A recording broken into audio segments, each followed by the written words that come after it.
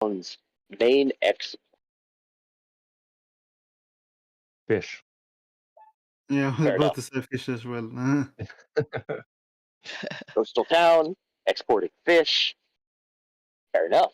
But let's make it a little interesting. Let's make it so they don't just export saltwater fish, but they also have a very lively freshwater fish industry because it's also on a decent-sized river. How's that? That sounds Yeah, good. that works for my background. Okay. Yeah, it's fine. Person 4, whoever wants to pitch in, what is the most notable landmark inside of this town?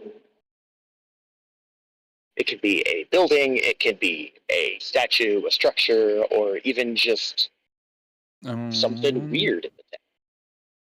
I think they have a tavern that is built kind of into a waterfall Oop. in one of the cliffs. Oh, that's pretty cool. I was a little skeptical at first. It's like this town's main call is a tavern, but you brought Built it back. into a waterfall. Yeah. Okay. Well, we need a good tavern, right? Absolutely. And we need a last question. How about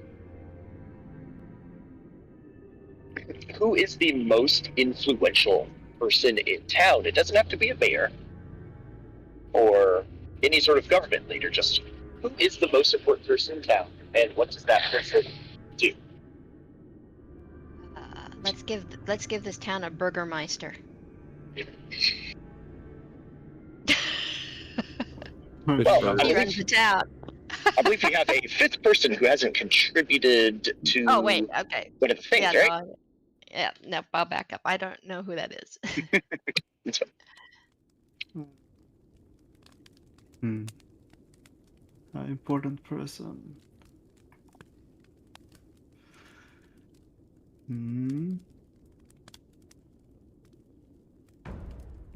I'm thinking of an entrepreneur that maybe deals with the freshwater fish. Okay, a fishmonger industrialist sounds like. Okay. We've got the fish baron. Yeah. Also a fish owns brand. the Waterfall pub. Yeah, it could. Yeah, that works. Owns the Waterfall pub. He's the reason that the brewery is even open anymore because he has an exclusive contract that he has to be able to sell all the beer and everything. Ooh, this guy's scummy, isn't he? Okay. So, in the so let's zoom in. Nice little cinematic entrance. I'm going to forget character names, and none of us probably remember character names quite yet. So I'm going to just start off saying person who lives in town until I'm used to the character name. What is it? Barrett? Is that not it? Barrett? Oh, fair enough. Okay. Barrett, it's about I don't know, when would you wake up on an average day?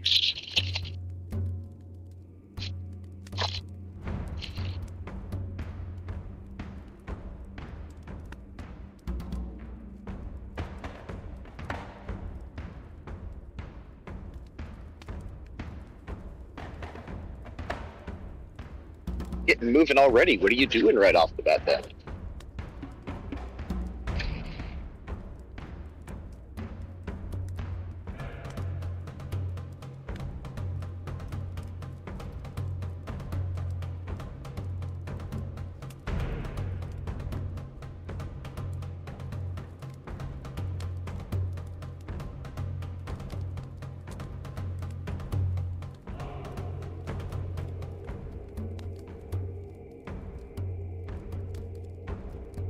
Okay. Can you tell us what he looks like?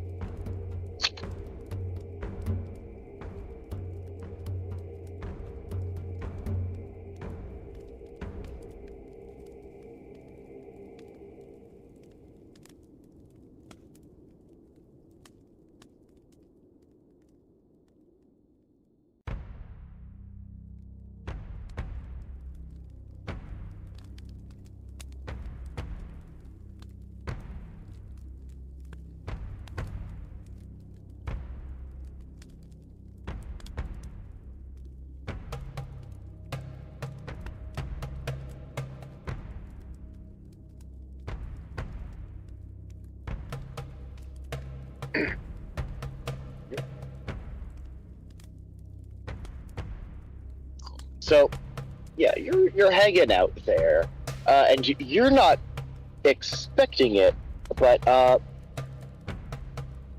you're going to have a visitor come in pretty early in the morning. Let's go with Sodan. You're a nomad, so you're going to come into town and go to visit a friend of yours, being Eric. Can you remind us what that connection to Eric is? Yeah, but I don't really remember. We said we were in a boat, right? Together, or something. That's how we met, right? Matt.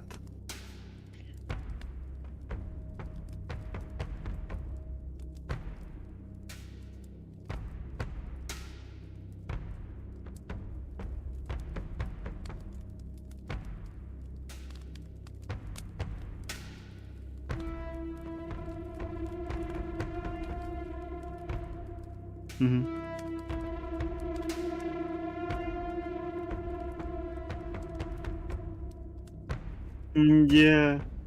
Yeah.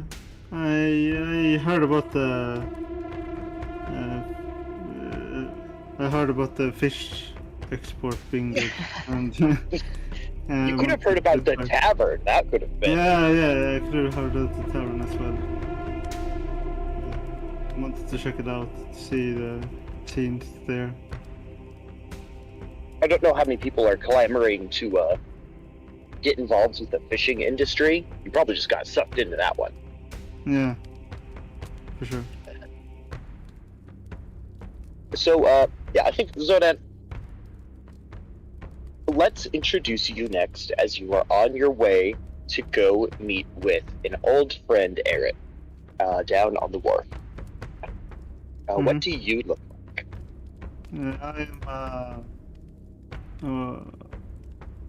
orc with just a not basic orc, but a pretty buff orc, like 6 foot tall. I brand gauntlets on my sides, and I have a branding chainmail armor. I can also see kind of a sigil of some sort of god I'm worshipping. And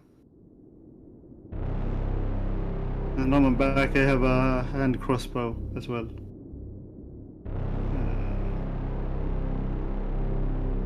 Yeah, and I'm making my way towards Arat, where we talked about meeting up or something. Eric, at this point, yeah, you see Zodan, and it is a bit of a surprise, but there he is. You haven't seen him in probably a couple of years, actually.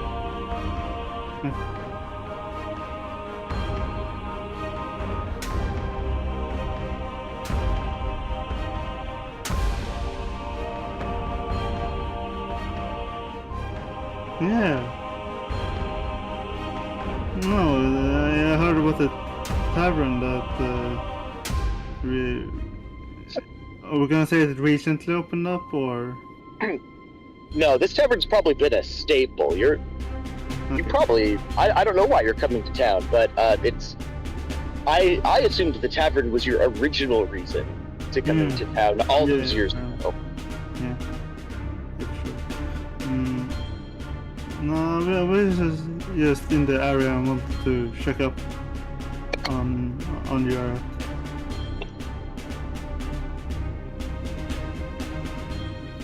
Yeah. Thanks.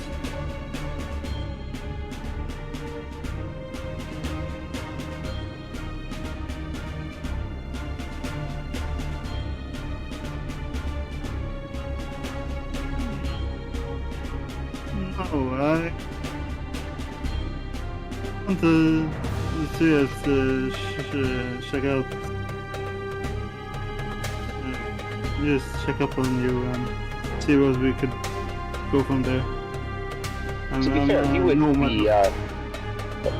To be fair, he would be far from the only person that's visiting the tavern. All the night fishermen like to hit it up as part of their morning routine before they go to bed. Okay. Yeah, we could hit up the tavern maybe and take a couple of drinks if you're up for it.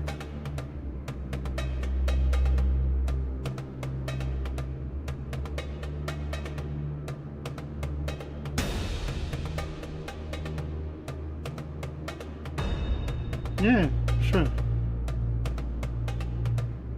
Okay, so already at the tavern, Mag, would you be making trouble in the morning at the tavern, or would you be behaving yourself? Definitely behaving himself. Okay. I think you'd be there as one of the potentially visiting with the guys who are the fishers who just got off the night shift, but would generally be fading into the background or trying to. Well, awkwardly enough, while you are fading into the background, or trying to, like you put it, James, what's your character name? Or is it James? No, that would be your character name. Like Cross. Yeah, Cross. his name's Cross. Sorry, I was muted. My dog was going buck wild. That's fine.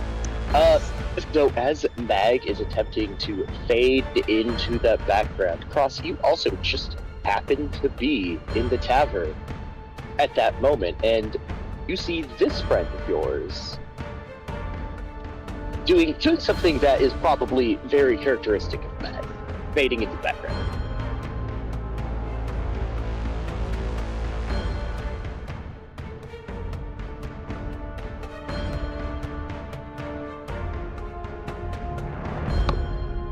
If you I'm just sorry, was that to let me? it. Yeah, Cross. You see Mag, and he's doing what he typically does in your experience of trying to fade into the background and not be noticed by the larger group of people.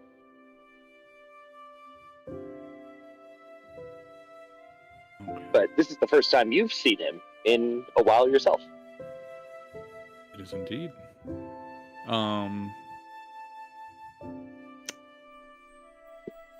I'm not one to shy away from a conversation, so I would just sidle up next to him with my drink, which looks like whiskey, but is really just water. You're 6 a.m., not whiskey.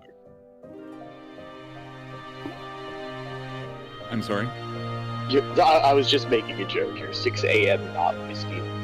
Not whiskey, exactly. Well, hello, Meg, Cross. how have you been? It's been a minute.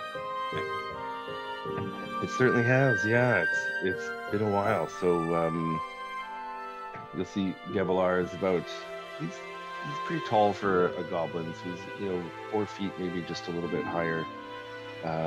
Sort of dark blue, purpley skin, and then of course the big ears and big sort of yellowish, almost cat-like eyes.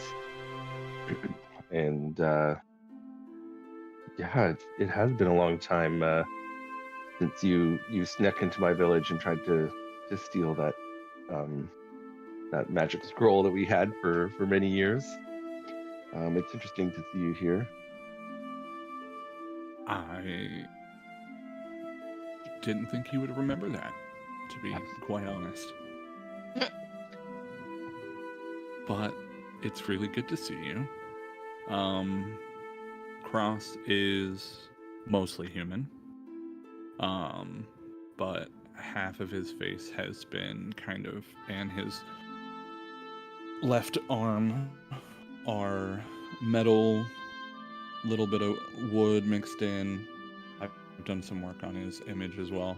And he's actually got where over his heart embedded in his chest is a lantern shape with a light glowing inside.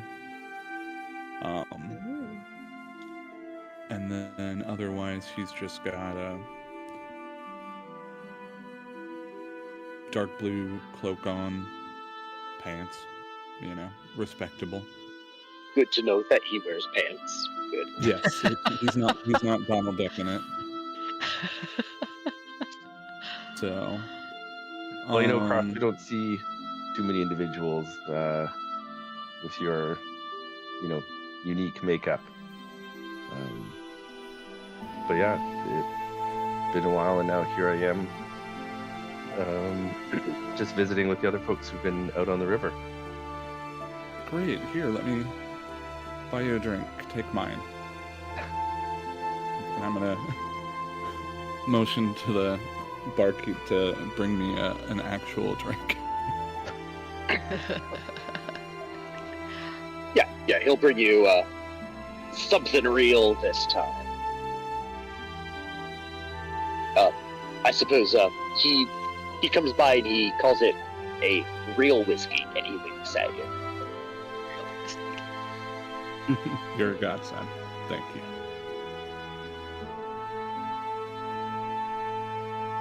Hey. So what brings you to Saddle Ridge?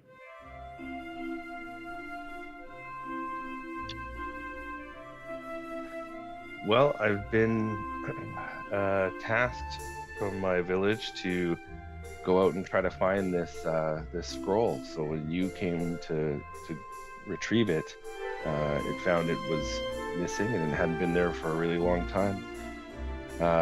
So my elders asked me to go out and get it back, or at least figure out, was it ever there? What is the story? And I haven't had a lot of luck. I joined a caravan for a little while and didn't find much there. And now I'm back in Saddle Ridge, and I don't know. Hopefully something turns up, but I'm just hoping to find some kind of clue as to where to go next. And so, I don't know. Maybe you have some information there. I decided that Cross was unsuccessful. That's right, you did. Yeah. You did describe that. Thank you for that. No, like I said, I was just taking in the sights, and I know it looked bad to me being in that ancient temple that was off limits, but I got lost. Of course. What am I supposed to do? Yeah. Yes. Right as you say, I got lost, the other two walk in. And,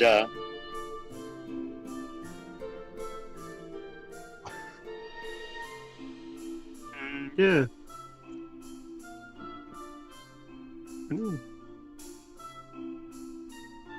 Some of us haven't gone to bed.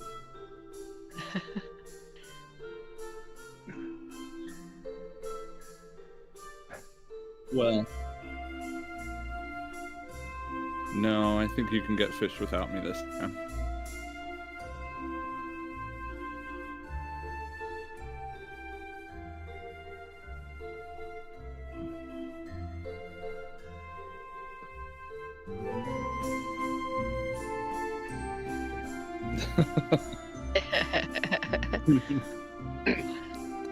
let's say you guys take about 5-10 minutes to catch up before a person that you all vaguely recognize, but we're not sure as to how you're connected to yet, bursts in. Probably a little out of breath. Would you be maybe escaping from something right now? Maybe someone's trying to get you, Wendy? Might be what it looks like. Yeah, that's definitely what it. I'm gonna flit in, and just fly myself right up to the top shelf above the bar, behind the bar, into a corner, and sit up in the corner with my back to the corner so that I can see all entrances. My Surprising to you, this tavern is a lot busier than you thought. Because who goes to a tavern in the morning? Really? It turns out everybody else does. So the four of you all see. What's your character's name and description? My character's name is Nixie. She is a fairy. She's a kind of fairy who looks, like a tiny little humanoid, but definitely with big old bug eyes and dragonfly wings. She's kind of a light olive green with a little bit of iridescence, just the tiniest little bit. And she's got a short staff, emphasis on short. It's quite small. And has the appearance, gives the flitting impression of a dragonfly, one thing to the next, sometimes hovering, sometimes quick, and she is always looking at everybody all the time, maybe with her head cocked a little to the side. And how tall is she? Is she tall enough to? I don't know how tall Tiny is. I seem to remember actually that the fairies were reworked to be much bigger. Okay. But I don't remember for sure. I'll have to re-look at it. So we'll leave that nebulous for now, if you're okay with it. Okay. Small. It's not big. Whatever small fairy size turns out to be. Because I was pretty sure I heard something at one point about them reworking fairies to be closer to dwarf-sized. Okay. All right. But, well, that changes things a little bit, but I get you. Okay. 2 to 5 feet, though some can be 7 feet tall. 7 feet tall. No, I'm 2 feet. 2. I am 2 feet. Okay, I am not so big. I think all of you, I need to fit on a shelf. So. all of you see her fly in, and you all swear you recognize this fairy, but none of you are quite right now able to place how. And Nixie, you see the 4 of them squinting at you as if they're trying to place how they know you, and the same thought runs through your head: where do I know these 4 from? But there is definitely recognition amongst all of you. Interesting. I'm just gonna narrow my eyes a little bit because I know that they may have known me from when I was with my clan, or may have seen me there, and I'm hoping that they don't remember.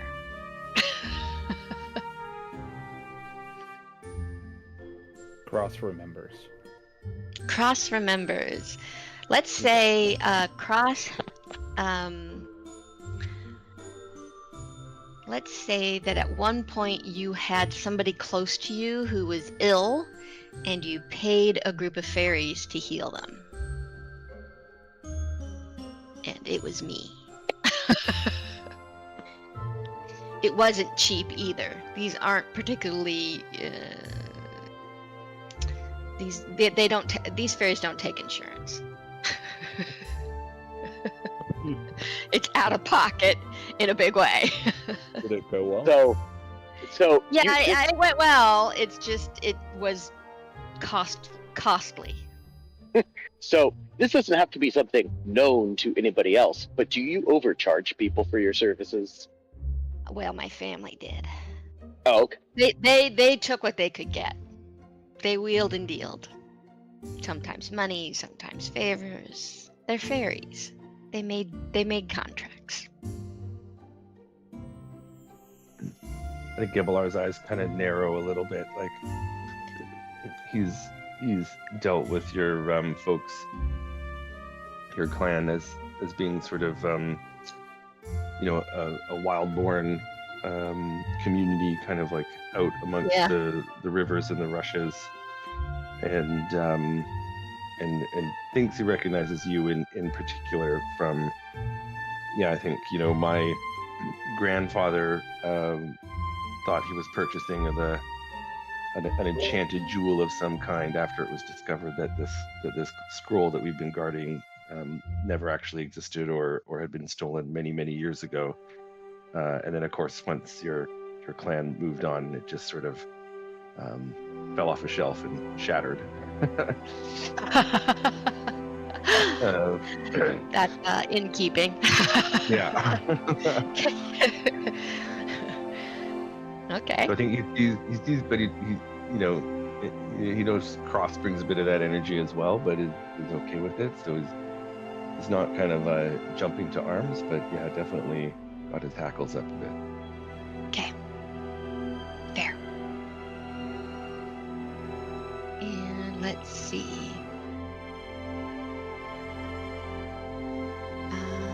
Does anybody have children? Not that Eric knows.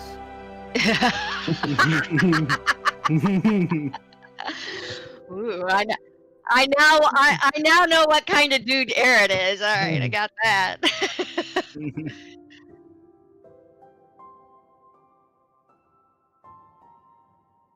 Okay, I'll tell a story. So, Nixie is on the run because her family, she became a druid and became a healer, and her family's been selling her services. And she didn't really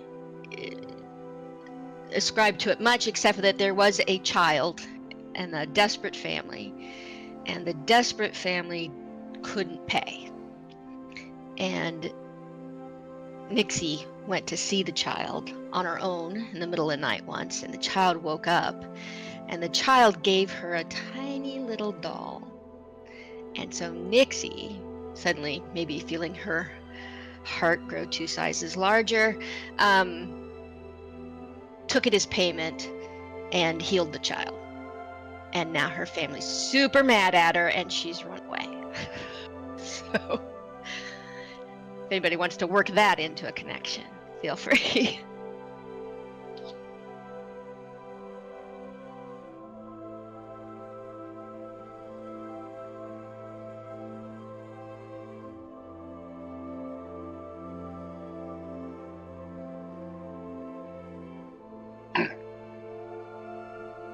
Now, at some point, you need to talk to one another.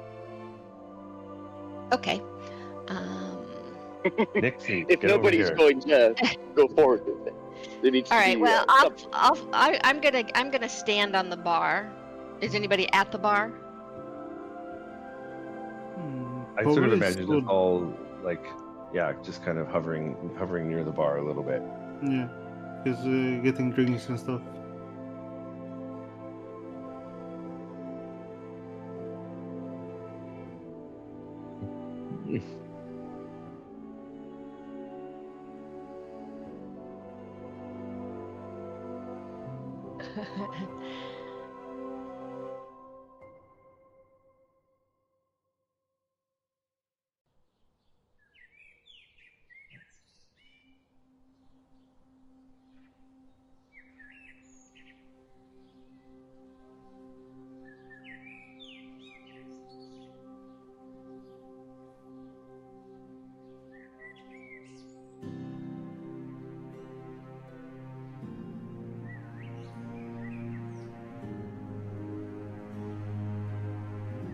I do remember the last time it ended with me in the arms of a squid.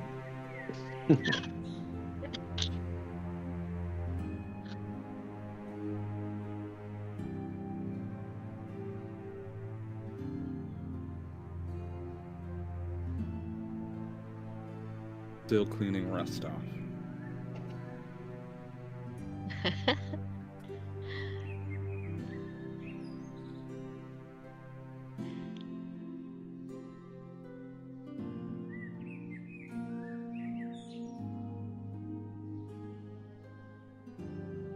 Yeah, sure. I can take 2 beers, I guess. Yeah. You're gonna say Soran as the barkeep to give him 2 beers, and he gets them later. Yeah. And what Okay. brings you here, Fairy? Are you here to peddle your wares on these hardworking folk? I don't peddle my wares. I honest work. I'd like tea. Stimulant, please.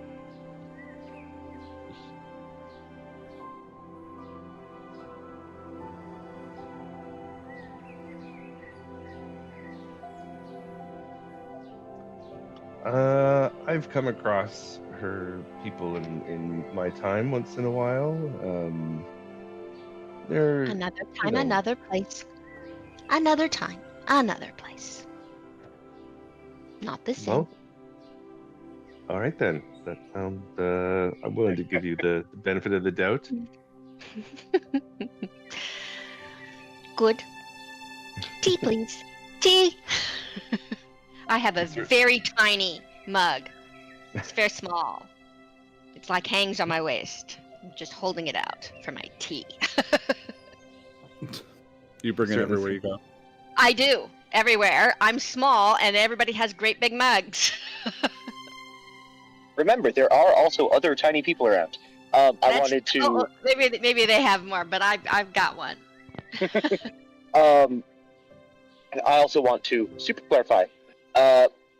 This city and pretty much the world as a whole is going to be extremely cosmopolitan. As such, as a society, one group of people will never stand out as being an oddity, I suppose, for lack of better words. Mhm.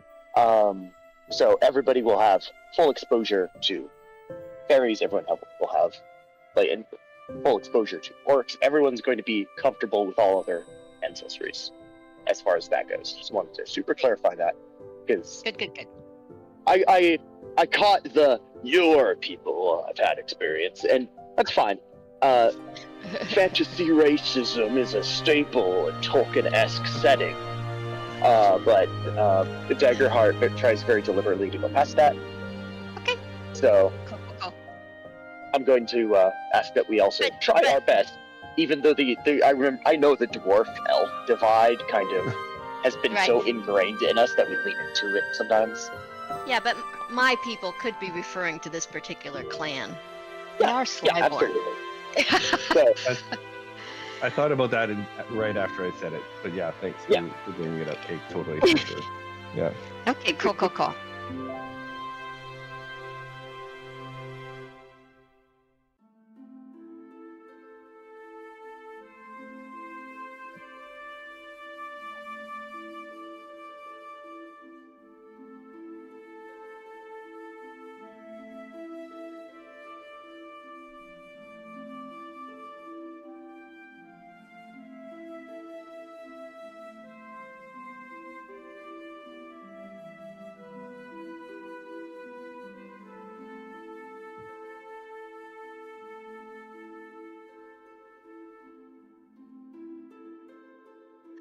Nixie tilts her chin down. She has great big dark violet eyes and looks at you. And there's just a little leaking malice slams her cup down and says, "Tea."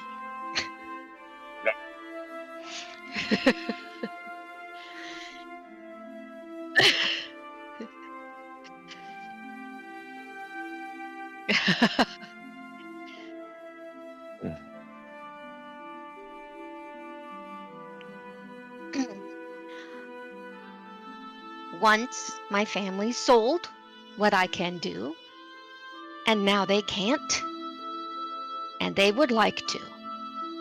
I am running.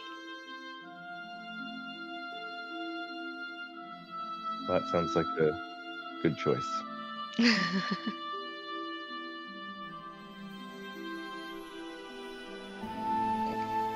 I need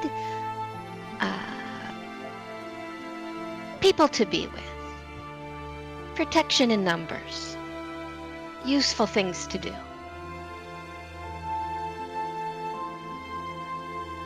Well, as long as useful means having a drink at the bar at 6 a.m., you've got the most useful group you could possibly come across here.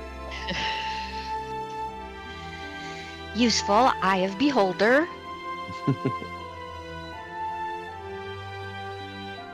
And I'm just gonna start drinking my tea.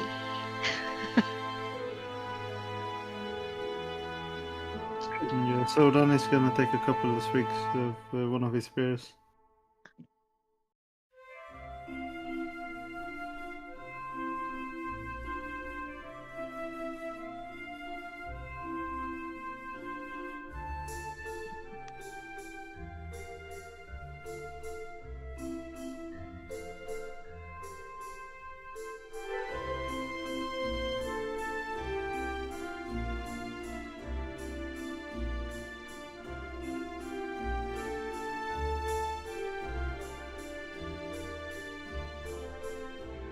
Yeah, I can do things, indeed.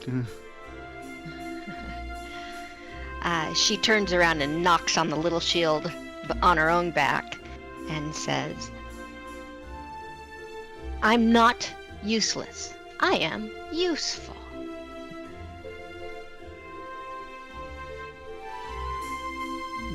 By the way, Cake, in this world, magic is known to be around, right? Absolutely. Okay, good. Surely some group has employment of a sort for a fairy with skills. How are you at catching fish? Eric I might make have a do. job. I make do.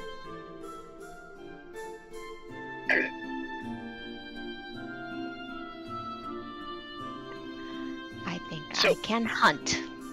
And I can hunt fish. I'm gonna jump in just a little bit.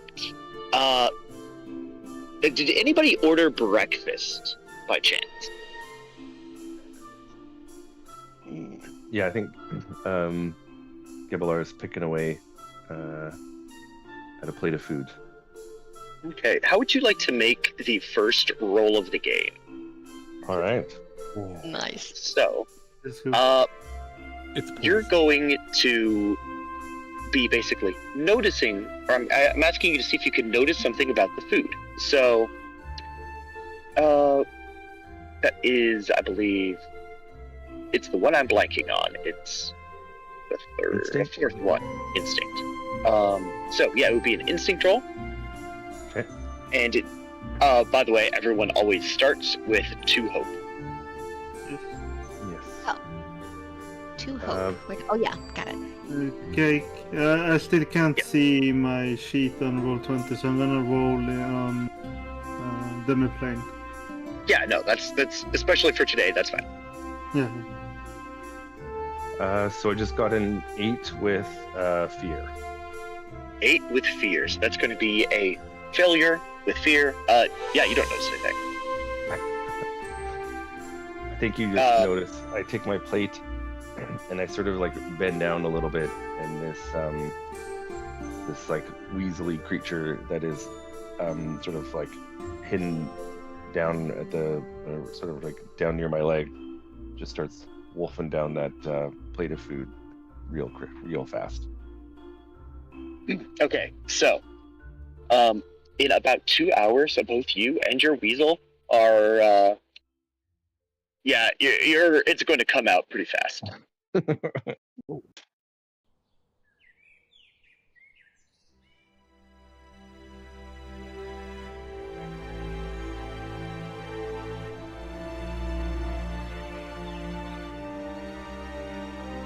Sparky.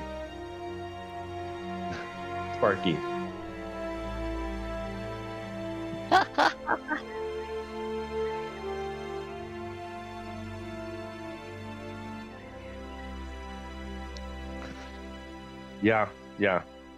He loves to just.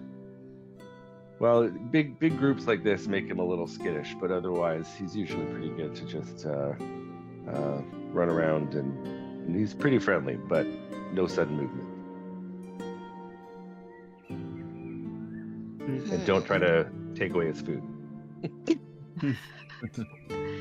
Also, it's been a while since we talked. Gribble, was it? Mm-hmm. Yeah, it's been a while. How are you doing? Well, I was just telling Cross, it's been a tough couple of a tough while. I remember, you and I sort of spent a lot of time when I joined your caravan for a little bit there, and I told you I was off to find this magical artifact, and yeah, it's just been. I'm not the best at finding clues that don't involve footprints and tracks and the like. And yeah, so I've just really come up empty and found myself back here in Saddle Ridge for the time being.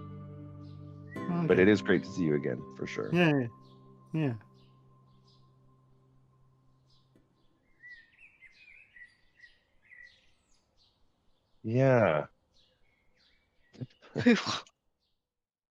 Yeah, Sparky has managed to, unlike you, realize that something is wrong with that food.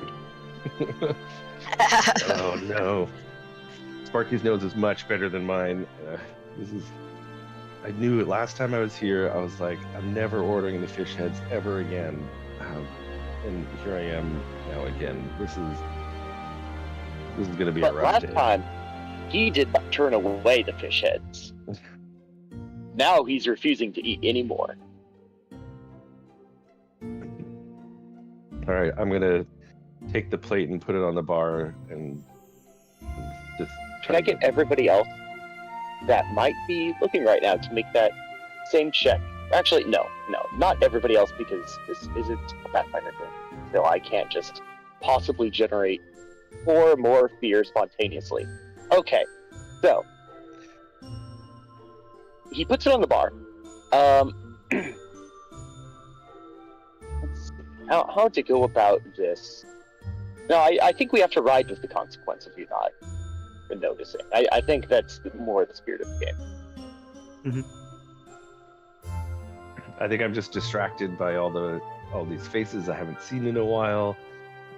Nixie, who I'm a little bit mistrustful, and I'm, even though Sparky refuses to eat this food, I'm just still picking away at these fish heads, maybe.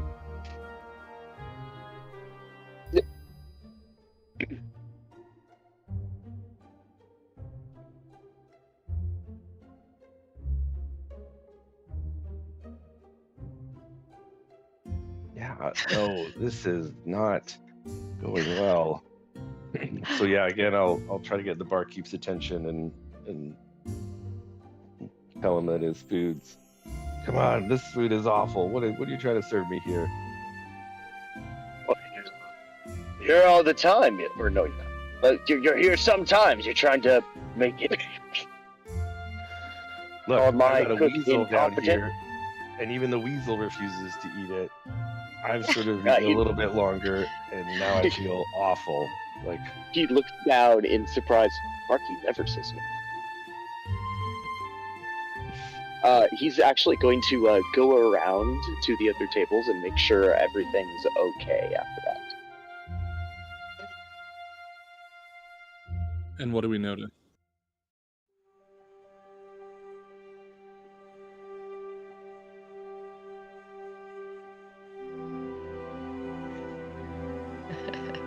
I'm just gonna sit down for a little while. You are sitting.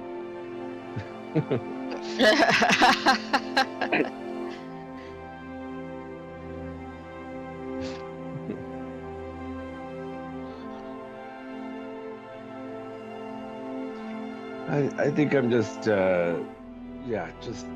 just needing to I'm just gonna take a few deep breaths. I'm sure I'll be okay in a second. Maybe I'll go outside and have a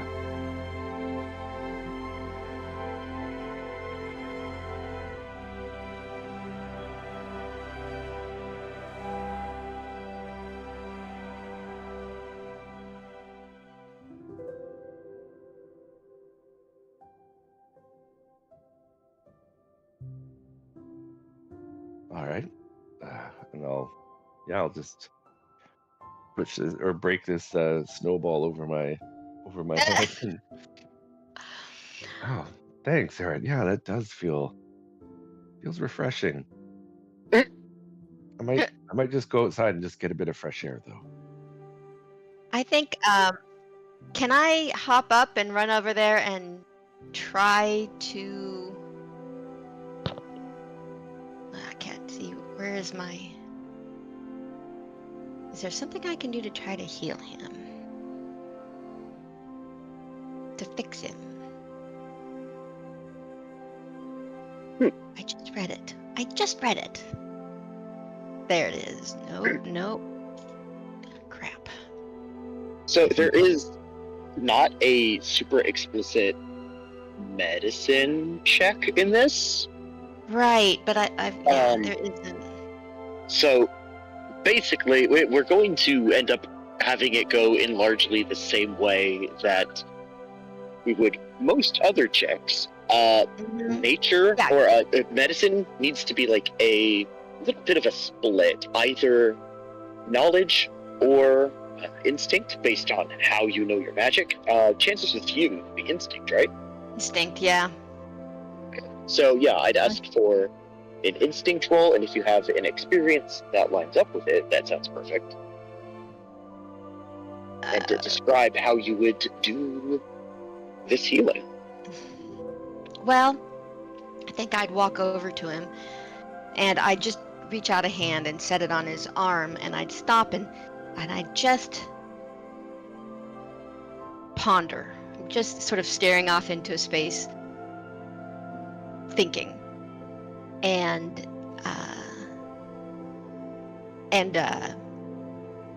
trying to just decide what's going on, and then I will attempt to clear out whatever badness is in him if I can figure out how to do that. If I can figure out how to reach in there and help it. So how do I roll for that? So pretty much any roll that you make is just going to be the 2d12. Right. Okay, and then I add my +2 for instinct. Is that correct? Yes. So yeah, you'd be, if I call for a roll with instinct, yeah, it would be 2d12 plus your instinct value, and if you have any experience that you find appropriate. Okay. Well, I guess I will make up an experience. Well, yeah, I guess it has. I've been regenerating things for a long time, and I've certainly seen a lot of sick people. So, healing and medicine will make healing and medicine an experience. And is there a way for me to roll the 2 dice and add those pluses to it? Oh yeah, you're on the roll 20 right now? I'm on roll 20 and I've got and my character sheet is connected. Yeah. So if you open your character, is your character sheet open? it is. Okay, so what you're going to do is just, if you hover over the number, like the little shield that should be on instinct. Yep. The I cursor see. will change into some dice. Just click it, and that's pretty much all you need to do there. There's And going to be then another little modal in It the will bottom be a left. plus. Will it be a +4 for instinct and experience? Yes, but to use an experience, I need you to spend a hope in the process. So that's up to you on whether or not you want to do All that. right. I think I'll. But I do think it's super appropriate that you at least have this experience. It's most of your background seems to be revolved around healing and stuff. All right. So did it show up in Roll20? It did not. All right. So I got a 12. Well, with hope A and fear. duality roll. I don't know what all this means. So it says custom roll, duality roll 10. I don't know what that means. And then I got 12 on hope, 9 on fear, +2. Okay, so that sounds like you got a 21 with hope. I forgot you're supposed 21 to add with them. it. Oh well. You're supposed Yeah, to the add numbers- them. Yes. So it's 23. Oh, 23. So yes, the numbers always add together. So both the dice add together. Gotcha. One of your d12s is a hope die. One of them is a fear die. Right. There's basically the different tiers of success, and whichever one is higher, you're just going to tell me, 23 with hope or 23 with fear, and I'll figure out what to do from 23 there. okay, so 23 with hope means, does that mean I get a hope? I can click a hope? Yes, you also gain a hope, and a positive occurs along with you succeeding. Okay, great. So, in this case, you reach in, and before he even gets a chance to fully step outside, your tum-tum feels better. It's all better. I'll But just in look the at you. process, Nixie, Mhm. you've been focusing on this, you've been thinking about it, and this is when you realize, through whatever connection you have in the healing process, Mhm. you're going to know that this for certain was not involved with how the fish was prepared. It has something to do with the fish itself. All right, I'm gonna just lift my hand and pat a couple of times and say, see? Useful. Also, poisonous fish. Well, the fish here have been. I mean, everyone knows that the fish of Saddle Rage is some of the best fish around. Not but this thank fish. you, Nixie. Bad fish. Can I try to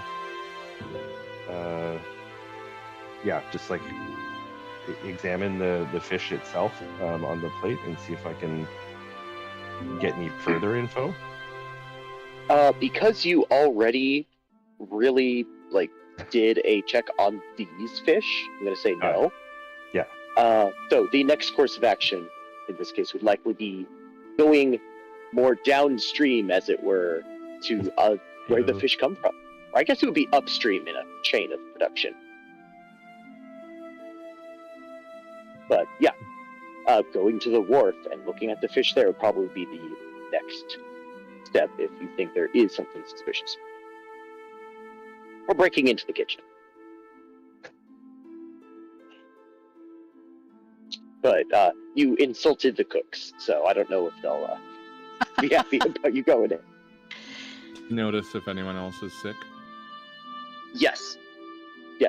As the barkeep had gone around, there is general concern about half of the people that had eaten fish this morning feel ill.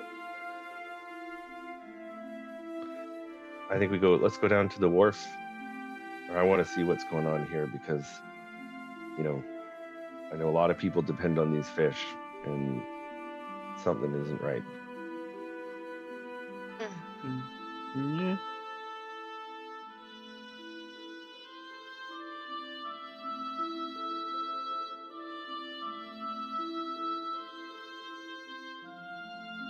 Nose.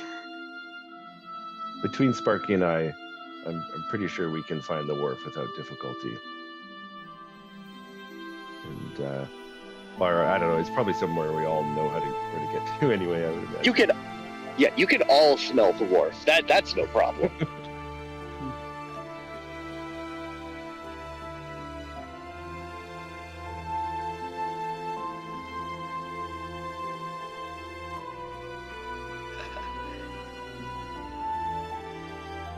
Yeah, I mean, I'm sure there's stuff he knows that we don't, but I don't know. I still have yet to figure out how to speak Weasel, and I'm just gonna head out and start heading to this wharf.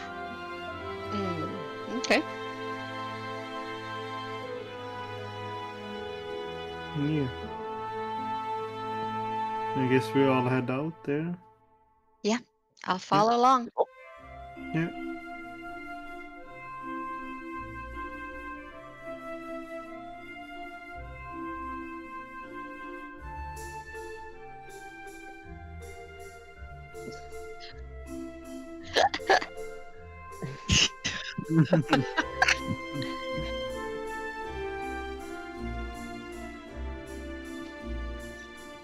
Is He that does the every not now and whiskey? again.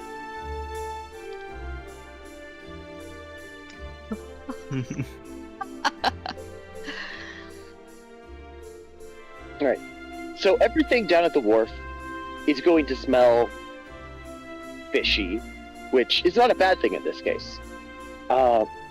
You go on down, it's perfectly normal. From what you can tell, the fishermen are out because they don't trolley in and out all day long. They're going to be out there for hours at a time, so they are mid-shift. Most of the fish that had been brought in by the night fishermen have already been boxed up, shipped out to various places that it needs to go. But there is a warehouse where some of it is kept still.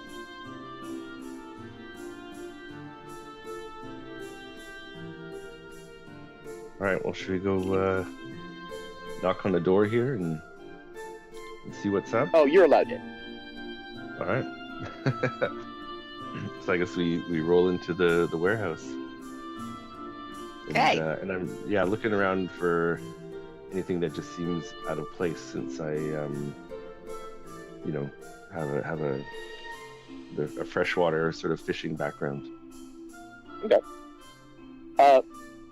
No, absolutely nothing looks out of place because, I mean, they're sending the fish out as normal, so nobody suspects anything is wrong with anything.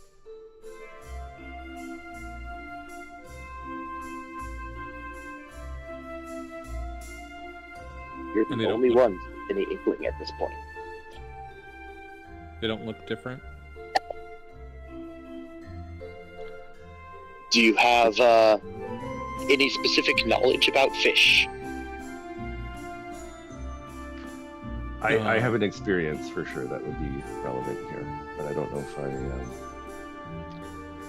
I think if you specifically, because we can't have everybody do it, the most appropriate person to do it should roll knowledge.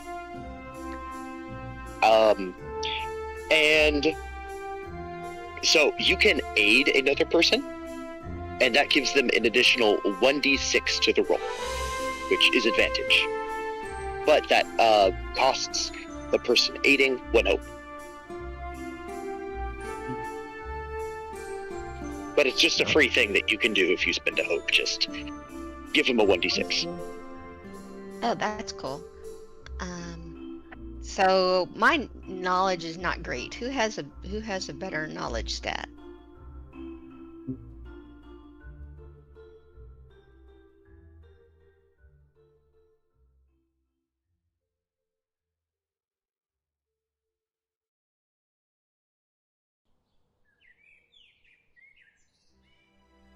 All right. I'll help you out with my druid knowledge.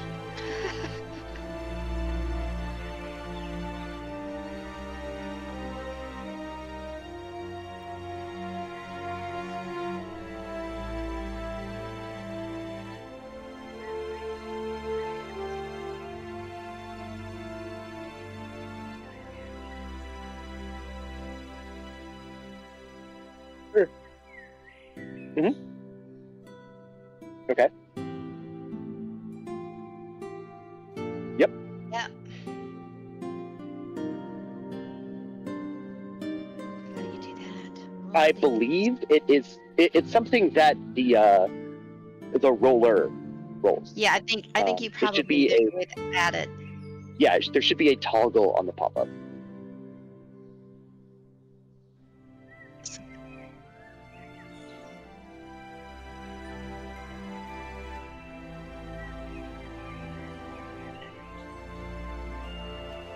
$16 with hope. Okay, make sure to add a hope back on. And you look at the fish.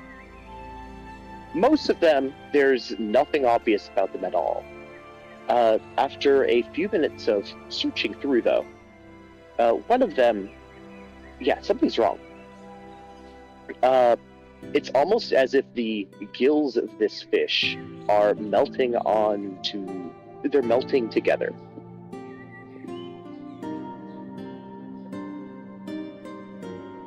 Which is definitely not normal.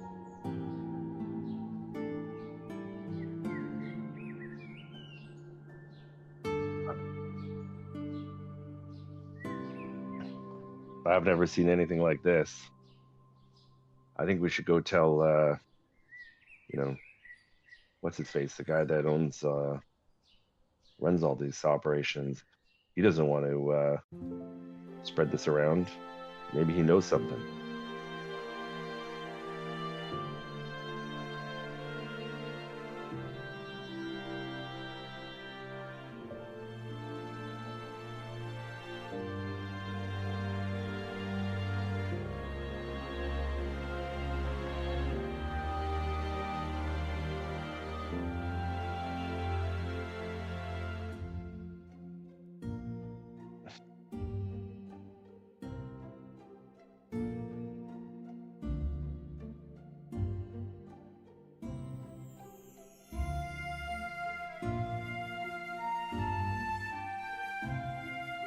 What?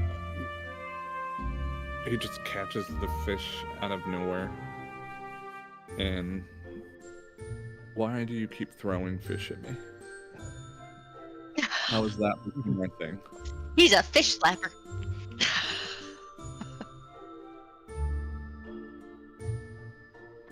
Yes. Might need to be redefined later. I'll take the...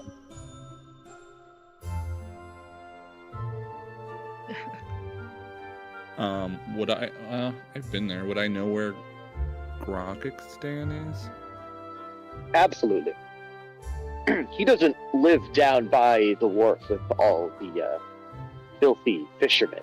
It's also stinky down there. No, he has his own plantation just a little bit outside of town. Okay, so he's not in town right now. Oh, he's never in town, but his manor is just outside of town. Does anybody want to say what he grows at his plantation? Preferably something that smells nice. Something that smells like lavender. Full lavender plantation, which, sure, in our world would be strange, but who knows? It might have some sort of. Oh, really? Oh, yeah. But it probably also has a supplemental alchemical or magical effect. So he's probably also making a lot of money off of this lavender. It's expensive.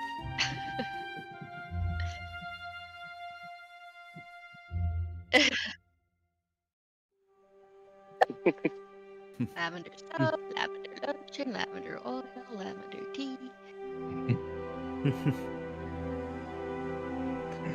All right, let's go find this guy. See what he's got to say.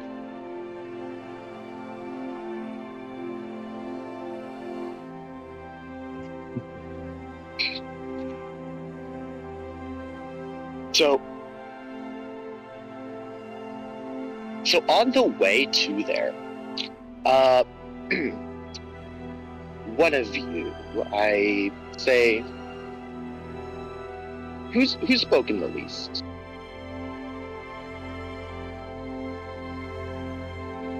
And does not want to speak up right now, apparently. I know who it is. Think about it.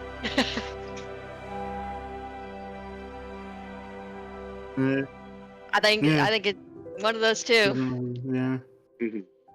I think it's Zodin, personally. Okay, yeah, for sure. Hi. So, Zodin, you have noticed something peculiar in town in general, in that there's a lot fewer animals walking around than you would think. It's not by any means a big industrialized city where there's no animals walking around. It's a pretty common occurrence to see even larger wildlife strolling around, like deers. The bear sightings are not uncommon within the city limits. Nothing right now. No cats or dogs or squirrels even. Very peculiar. Do you guys notice this as well? There's not a lot of animals around here.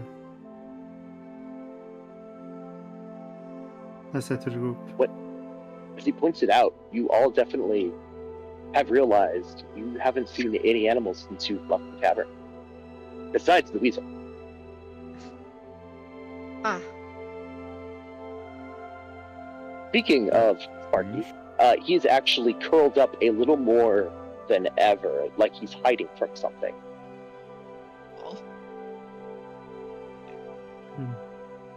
Interesting. Yeah, maybe he's noticing something.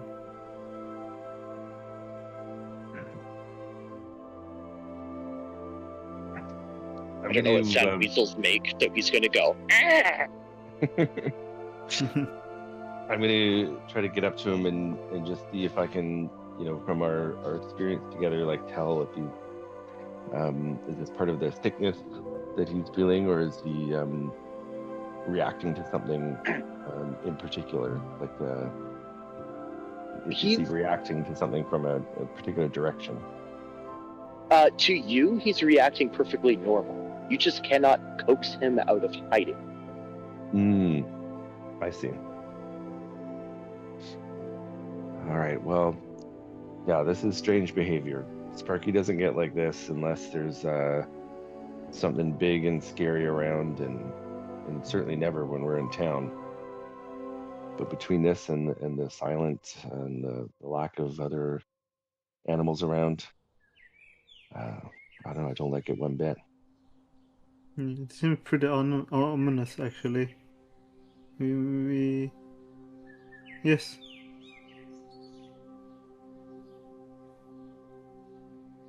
Yeah, I will equip my magic arcane gauntlets, as they are called, on both of my fists. Well, I think we just need to hand this off to the proper authorities and call it a day. This is out of our depths, I'm sure. Call it a day. It's 7 a.m.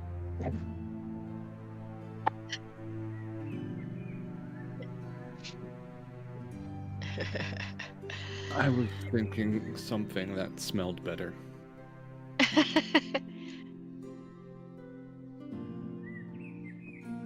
That just smells nice. I feel like I can only smell fish, as I'm still holding the fish.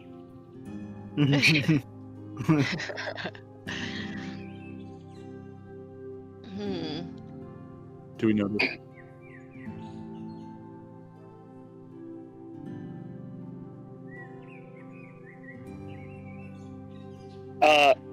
The door opens, and there is a gentlemanly butler waiting there. You'll know him as, well, what's the butler's name? Well, there's the obvious, Jeeves. Okay, so, hello, everyone. And he has a nameplate that says Jeeves right on him, even though everybody in town knows exactly what his name is.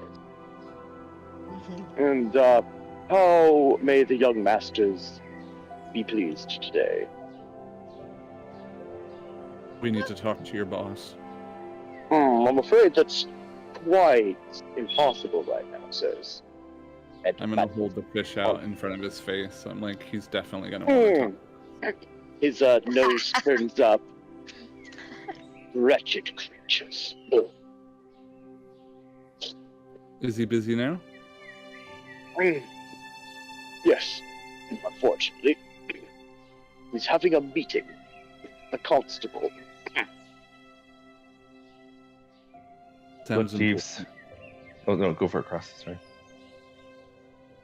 Oh no, sorry, I was just being an ass. Look, Jeeves. People are getting sick from this fish, and I don't think Grogistan's going to be happy if people start rejecting his product, or nobody wants to buy fish from this town anymore because people are getting sick, and something else is going on with it. The fish is wrong. The fish is off. There's no animals around. Things are quiet. Something's happening, and your boss needs to know about it. Oh, trust me, he's known about it. Well, what is it? I'm afraid that is not of your concern, little people. He says, looking down his nose at you again, having fully regained his composure.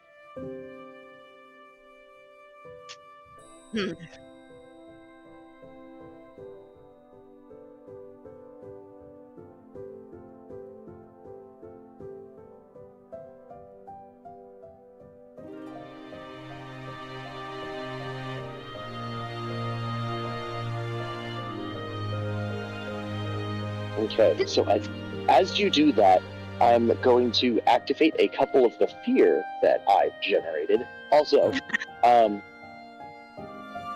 also start with players ×2 number of fear.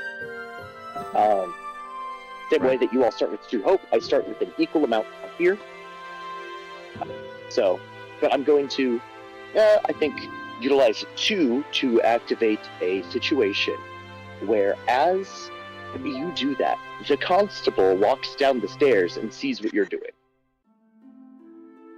Hi there. Causing trouble again. He walks on up next to Jeeves, tucks his thumbs into his belt, and you see his big old belt buckle that has a fish on it.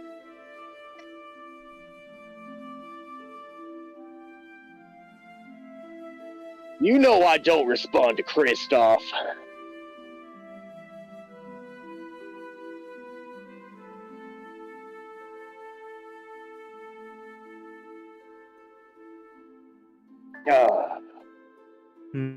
Sodan I is gonna. What? Sodan is like gonna go a bit closer to Eret and be a bit protective of him. And then, yeah. Constable, it sounds like this fish is making people sick, and Grogistan knows about it. So what are you doing here? Well, got a few other problems in town, turns out.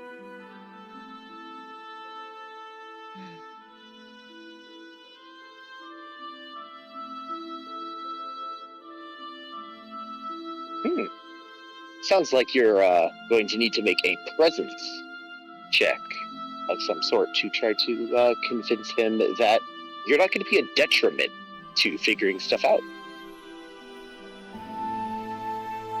And once again, somebody can aid.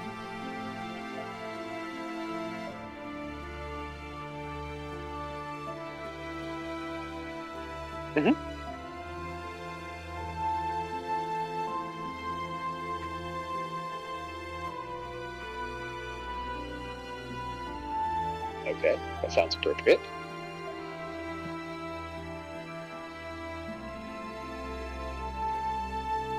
Wealth with hope. It is a failure with hope, unfortunately. Can I spend my prayer dice? Okay, what does it do? At the beginning of each session, roll a number of d4s equal to your subclass spellcast trait. You can spend any number of prayer dice to aid yourself or an ally within far range. And I will spend I rolled a 3 and a 4 at the start of the session. Yeah, exactly. I will do Nice. that. Okay. So are you adding the 3 or the 4? D4. Okay. So that turns it into a 16 with hope. So mark the hope on your sheet, and it turns into a success with hope. Nice. And I suppose I could give y'all a chance to prove yourselves.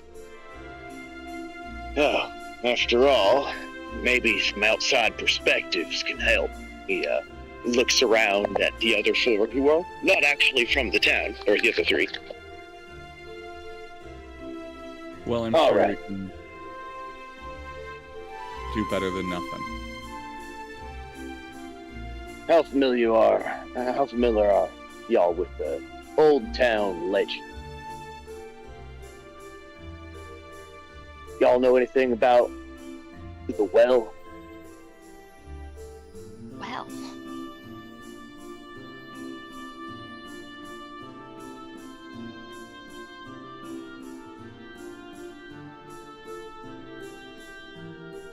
No, not the fermented well.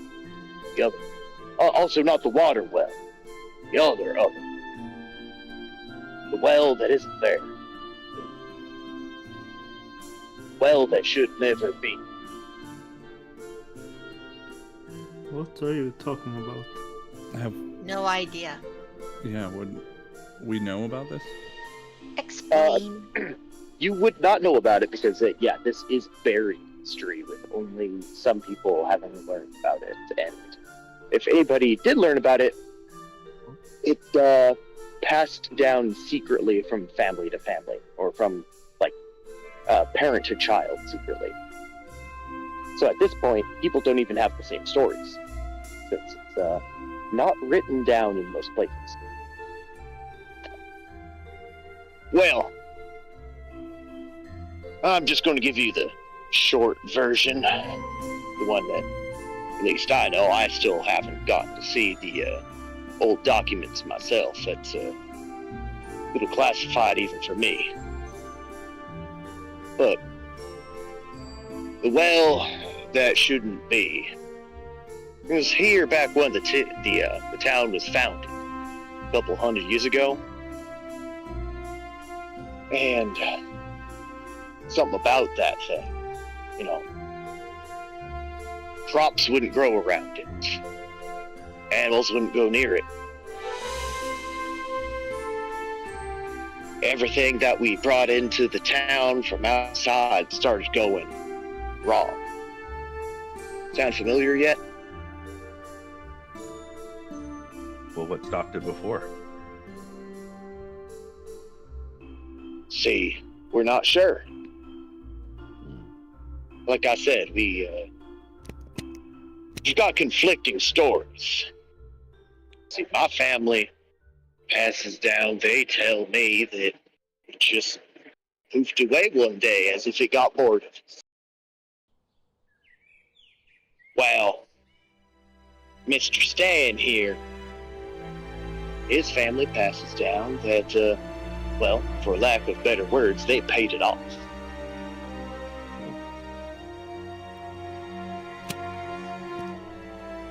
I'm sure you're going to hear other stories if you talk to other people in the know. One thing we all agree on is we don't know what's down there. Nobody's ever gone into the whale and came up the same. And these classified documents? Where are they? Even if I knew, think I'd just tell you so easy? Even I can't see them. I mean, I have a certain knack for seeing things I shouldn't. Oh. You sure you want to be telling me that?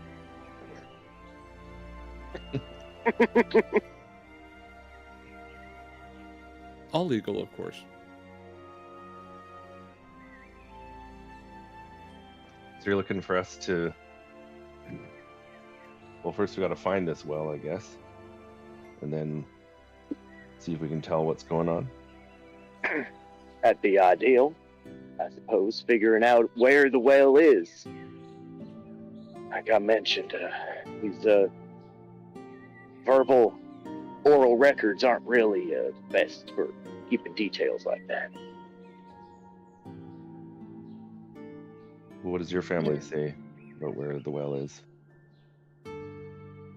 I ain't got no more specifics than the town was founded around it. Hmm.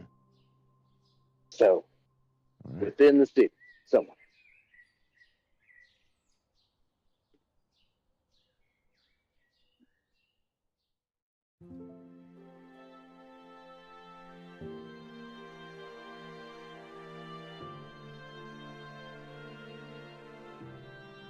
Of your family? Are we asking of your family or family member, people that had been like alive 200 years ago? What are we looking for?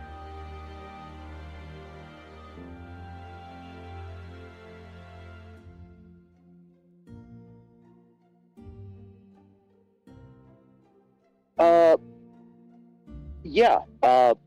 Can I get each of you? So we're going to have 5 or more people of some sort of importance whose families are going to go back since the beginning of the town, or they themselves have been here since the beginning of the town.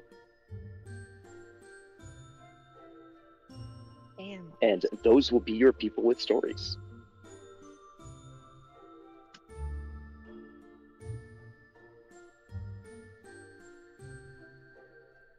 You're needing us to name them?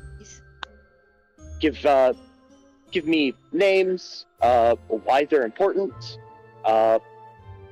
and I suppose whether or not they are in a quote-unquote original, or if they are an heir to the story.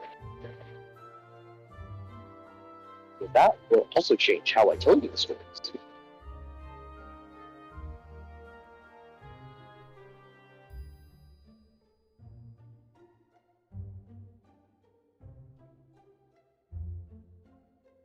Okay, Frankfurt. What's his ancestry? Is he an heir?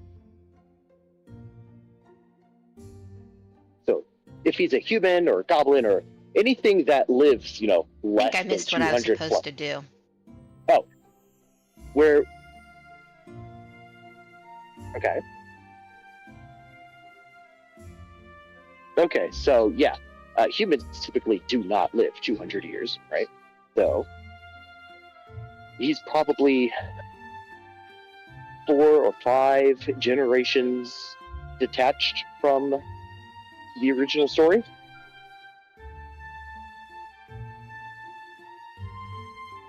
Wendy, for what we're doing, we're coming up with original characters that would have ancestral stories about the well. That are Okay. in some way, like, I guess they don't even have to be important to the town. Like, as long as they have a lineage back to when the town was founded 200 years ago, Okay. it could be a homeless person.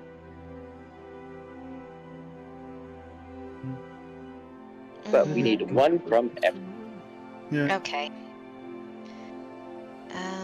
Let's see.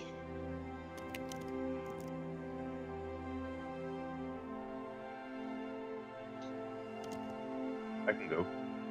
Okay, go ahead.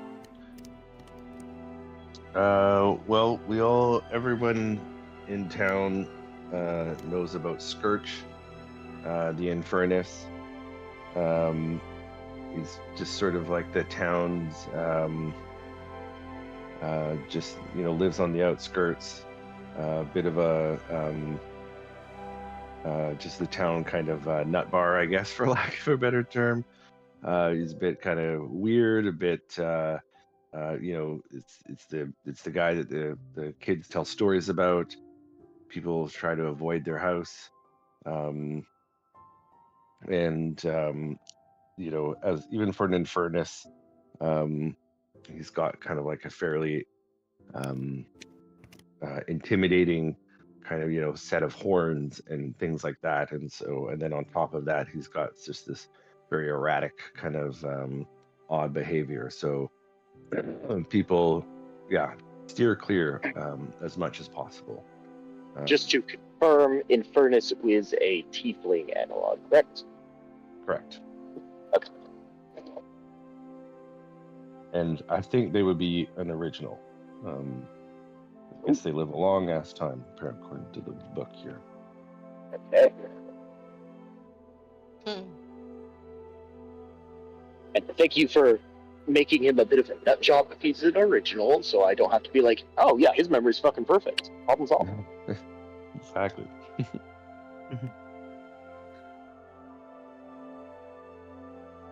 Okay, 3 more people. The first one was named Frankfurt. Is that what you called him? Frankfurt. Okay. Oh, The Alchemist. Okay. I know what he's making.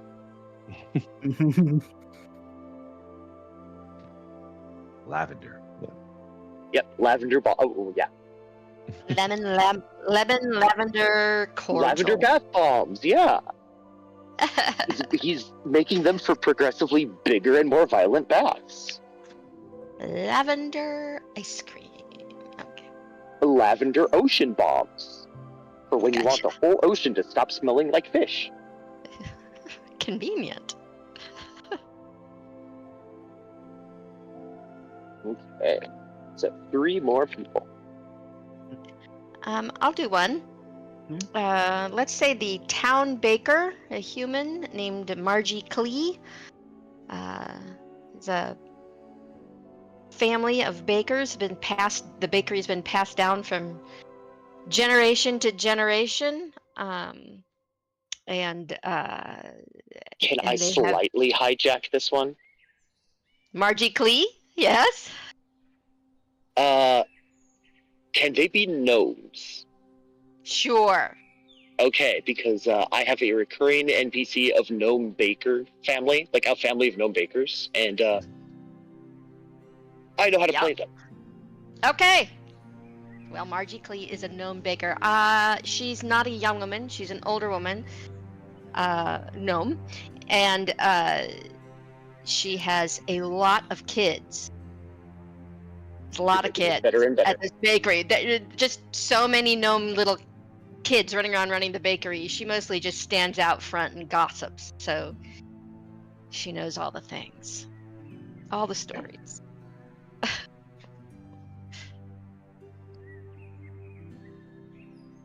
I agree. She does have a lot of kids. They are prolific bakers and prolific. Yes.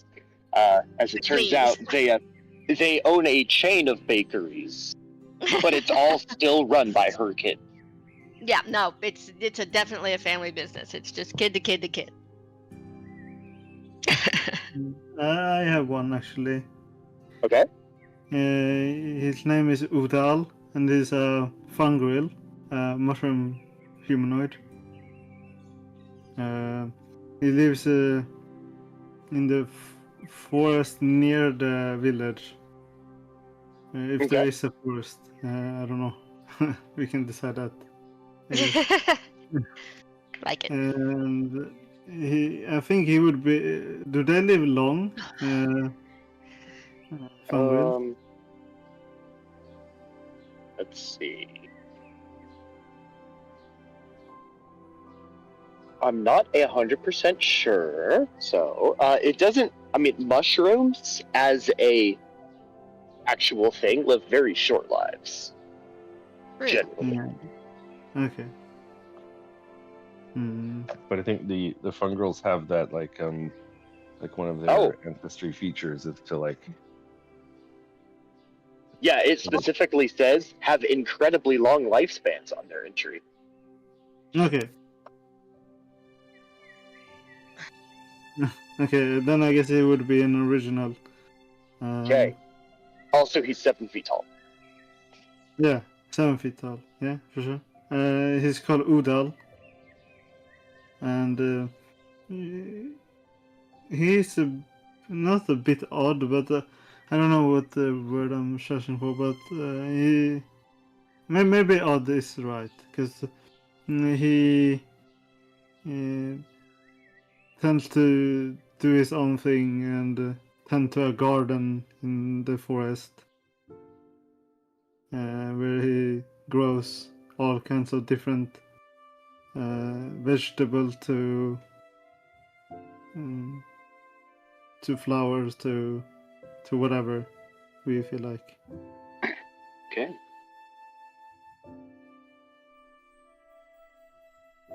And I believe we have one last character to make. We do. We have Vessa. She's a fawn and a friendly adversary that Cross has had dealings with in the past. But she does live in town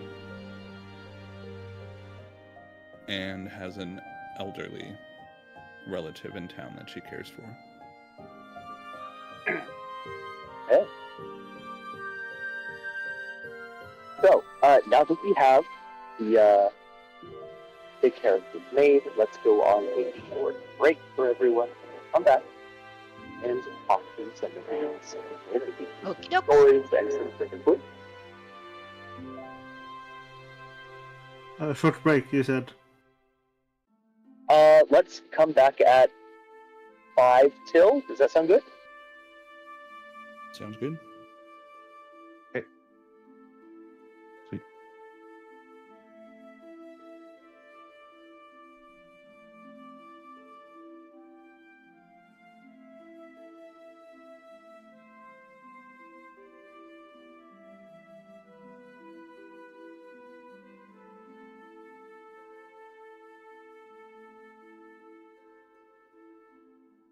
What kind of...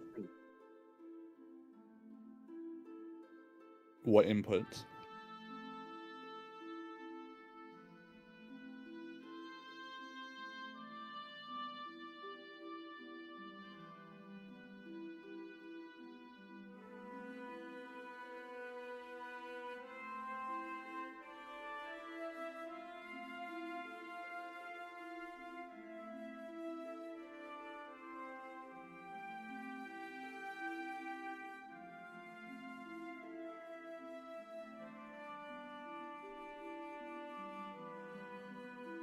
Yeah.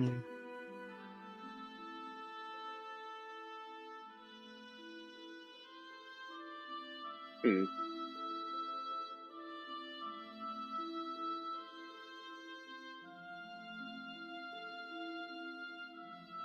Oh, okay. I'm gonna... Oh, mine's updating. Oh, well, but I have both open, so that might be why.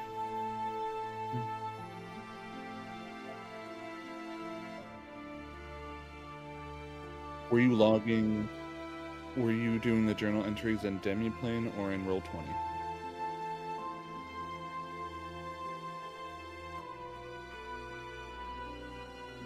Gotcha.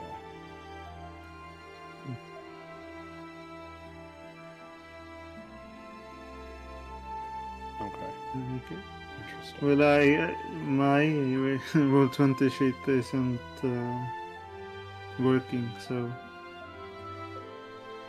But apparently other people have been experiencing that problem as well, as we established in session 0. Not you, yes, but other people, yeah.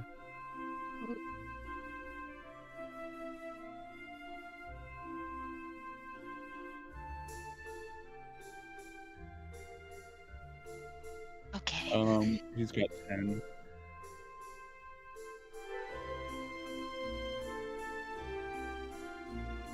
He used 2 to do that. All right, that worked.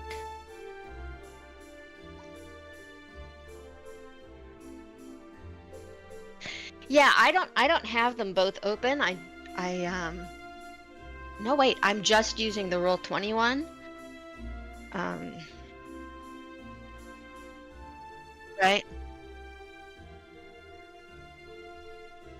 Mm-hmm.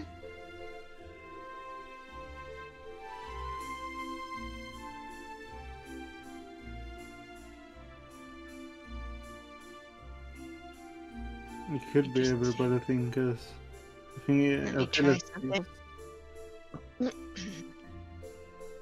Yeah, let me try it. Yeah. Alright, let me see if I can make that up. Let me type it here and check the other one.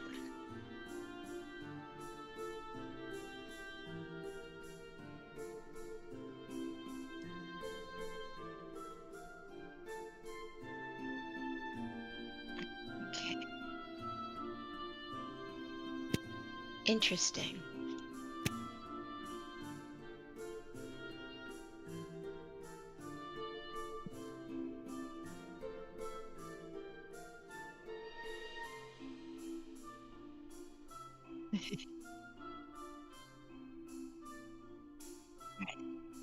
Okay, there, my journal entry went in there, and let me check the demi plane.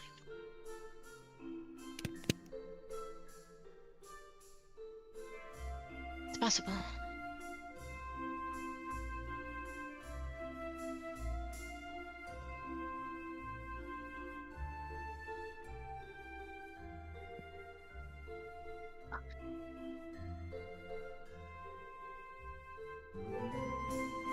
I changed that too, so it should be good.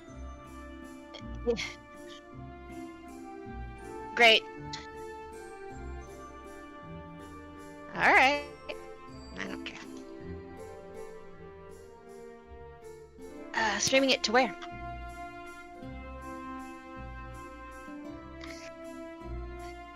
Gotcha.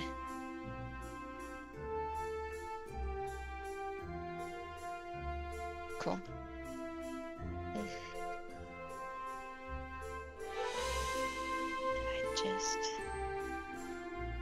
I'm sure if we look around, you can find my very unfortunate Rise of the Rune Lords group, and they're the ones. No, I'm not gonna. One of them does do. Oh, sorry, I forgot that I need to still hold the microphone like way up. But my Rise of the Rune Lords / they're my Friday group. They are something else, to say the least. But one of them also records the games, and has every single game. I think he started with me 2.5 years ago, and we played Wii. Yeah. So he has upwards of 100 games, and yeah, they accuse me of a lot of nonsense. Oh, if you see any comments about Cake's barely disguised fetishes, it's from one of them. Because Pathfinder loves, as a system, to be like, okay, swallow whole. So he's like, oh, Cake's rolling Devore. Stuff like that. Like, a lot of them happen to have tentacles. Not my fault they have tentacles. And every single time something comes up that could be labeled like that, like, they fought a giant that didn't have shoes once. And that turned into something. I'm like, guys, come on. So, ugh.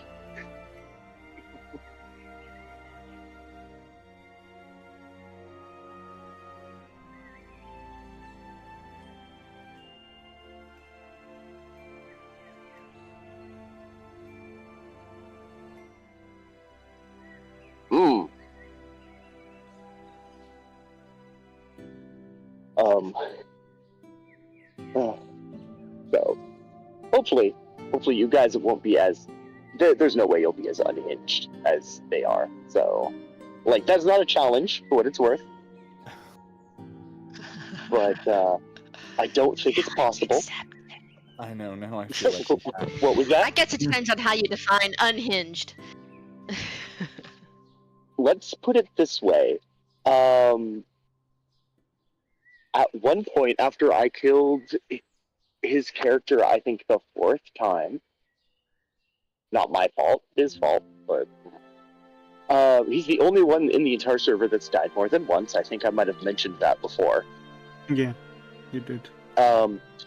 but there is very much a Photoshop that he did of my face on Osama bin Laden that What? that he just has now. He also has me instead of the planes flying into the Twin Towers. Oh my god. Oh my god. That's That's not very okay.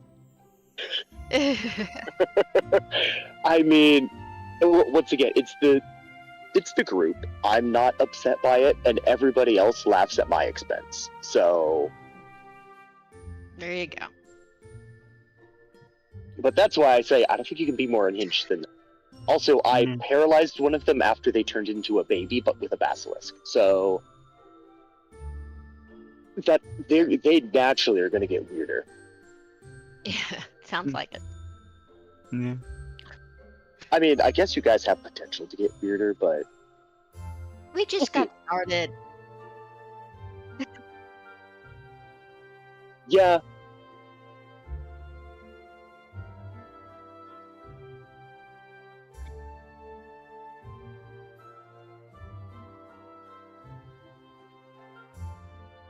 Yeah.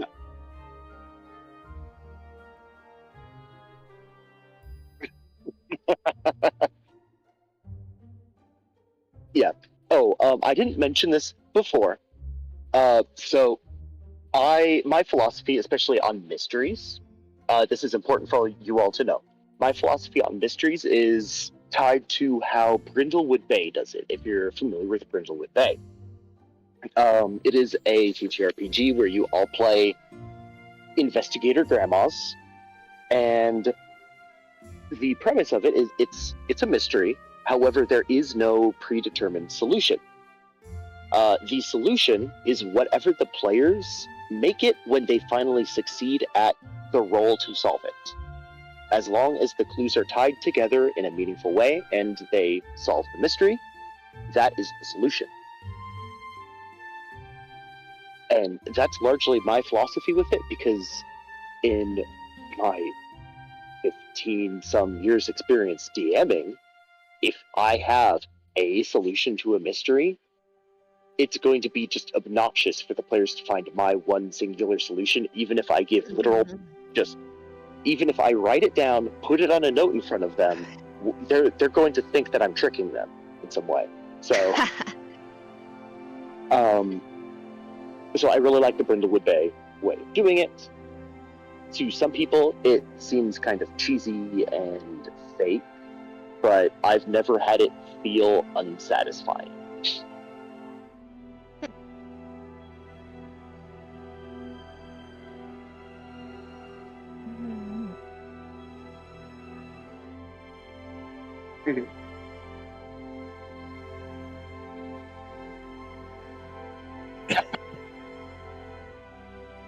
Ah.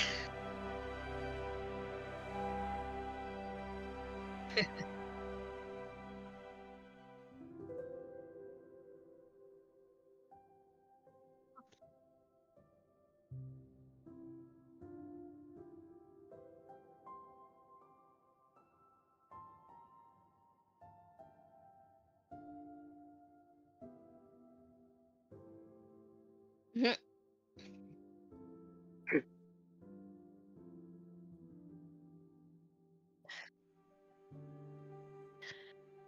I know nothing about any campaign, so everything's homebrew in my mind. Good, I can pull anything from anything I want and you won't know. Well, Then I'm again, in a couple. What am I playing right now? I am playing a Vecna-ish one, but like it's like a multiverse, so we're like. Oh, okay. Well then, yeah. I mean, So it's like if all these I different campaigns, but all jumbled into one game.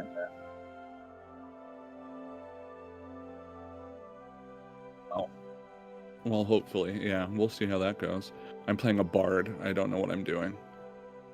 well, It's okay, because if I pull from anything, it's going to be Pathfinder material, Paizo written, so you guys definitely won't know anything about it. It's I have fine. zero even idea what that is, so you're safe. So back to this game. Yes.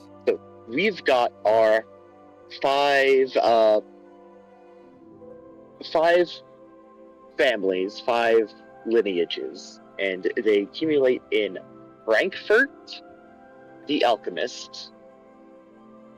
Let's see. I'm trying to do this all off of memory, so. Oh, I remember what they were. Okay, so Frankfurt the Alchemist. Was he a human? Okay. I remember we have the gnome. I don't remember what her name was, but she has a bakery. Margie What was it? Clee. Margie Clee. Okay. So, she has a bakery along with her many, many children. We don't know how she has so many children, but she does. And that's the next mystery the town needs to solve. We don't even know how many children she has. There's just a lot of them. Her bakeries are like the Nurse Joys of the world. Okay, we have the fungus. What are they called? The Brutal. mycelium. Yeah, Fungrid. Yeah. Yeah, Fungrid.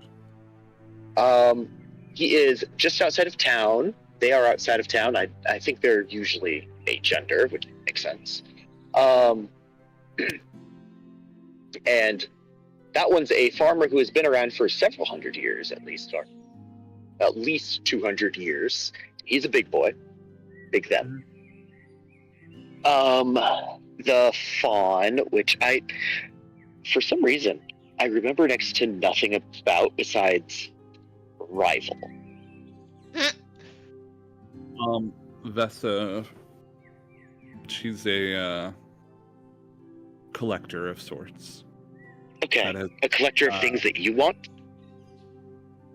that a lot of people want. Oh. And she does have a elderly family member that she cares for that is stationed here in Saddle Ridge. Okay, I remember hearing that now. And the 5th one was... That's right, Kirch, the Infernus, who we also established live a very long time, so he's also an original. Mhm. Okay. So, who do you guys want to talk to first? Also, I didn't have my earbuds out or anything. I have only used 2 hope. Yes, I activated the sheriff or the constable with 2 hope. Yeah. You have rolled hope, or you have rolled with, I'm sorry, fear. You have rolled with fear twice. So I am at 10 right now. It's always public knowledge. You do not need to guess how many fear I have. It is always public knowledge. Okay. Okay. I am also capped at 12, so I kind of had to use it. Gotcha. Mm-hmm. Jane ran by all of our kids. Yeah, let's go to this baker. Yeah. It's early in the morning. It's a good time to visit a bakery. Maybe I could eat some food then. Unless that's poison too. Hopefully not. I'm Hopefully kind of not. hungry. Okay. So, yeah, you can go to the bakery and just sitting outside, as established before, what is her name one more time? Margie Clee. There's Margie Clee. I've learned like 20 names today just in this game alone, so. Fair. And this is not the only place I've had to remember names from today. So Margie Clee is out front, in a rocking chair. Maybe she's doing some crochet, and the bakery it's obviously open. It's like 8 a.m. Every bakery's open early, so you can get your donuts, your pastries, your morning pizzas. Pizza. Of course, it's a bakery. Morning pizza. Sounds perfectly reasonable.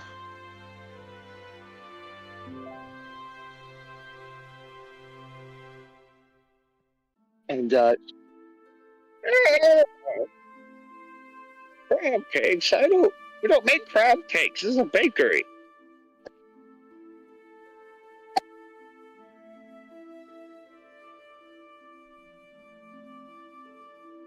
I think it was. You were probably thinking of Marjorie.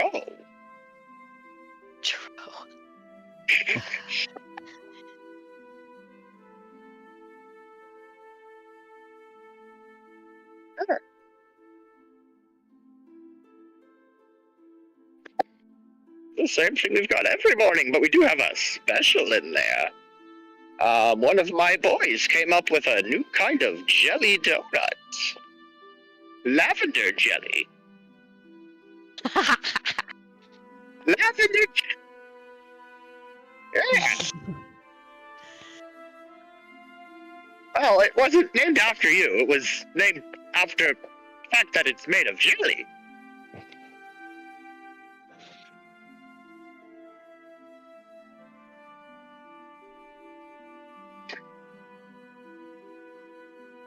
If you pay for it, sure.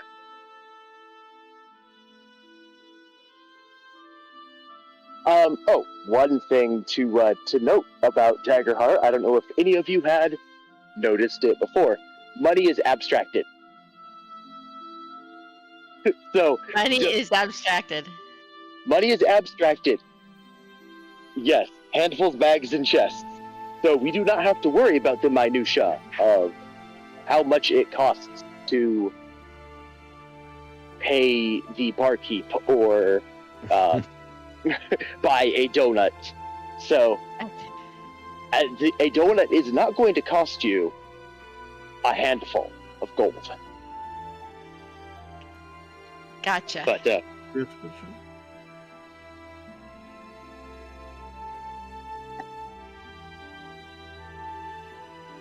oh, yeah, I suppose.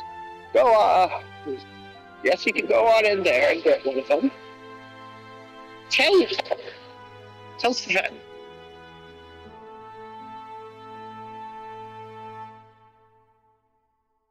Oh, of course.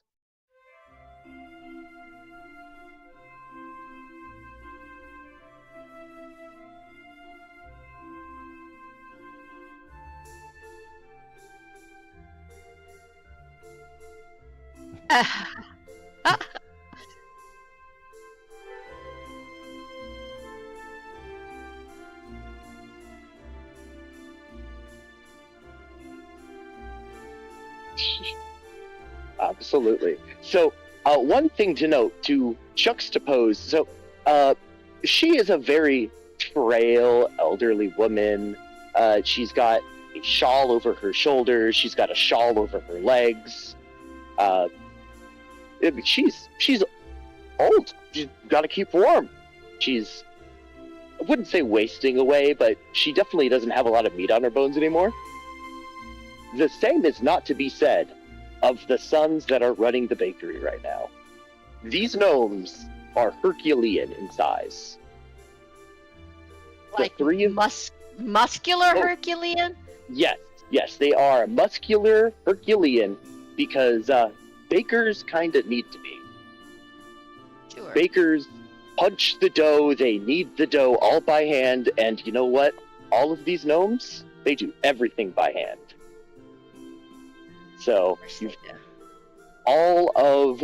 every single son that she has, everywhere, is going to be extremely comically muscular. For a gnome. Most people never even are like, it's like, when you think of a gnome, you think more like she is. But everybody that has gone to any of these bakeries know this is where the buff gnomes, the buff gnome bakers. Buff gnome bakers. Got it.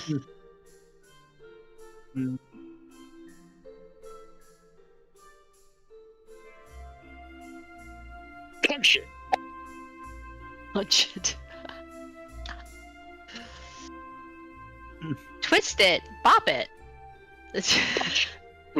Well, he does all of those things, yes.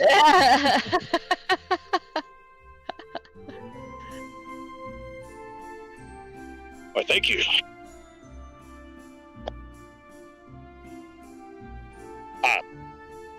Well, I mean, I don't do anything without my brothers.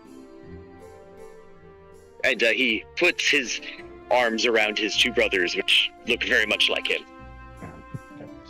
Because they are all basically Nurse Joy. Except strong gnomes.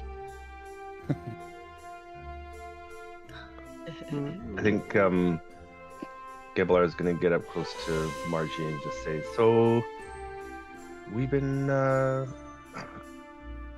asked to do something by for the constable, and Oh, that troublemaker. yeah, he seems like a bit of an ass. But, I remember when he was a boy. Did you know that he used to put dog poop on his neighbor's porch and set it on fire? Sounds that's about, a new one. sounds about right. Yeah, I wouldn't put it past him.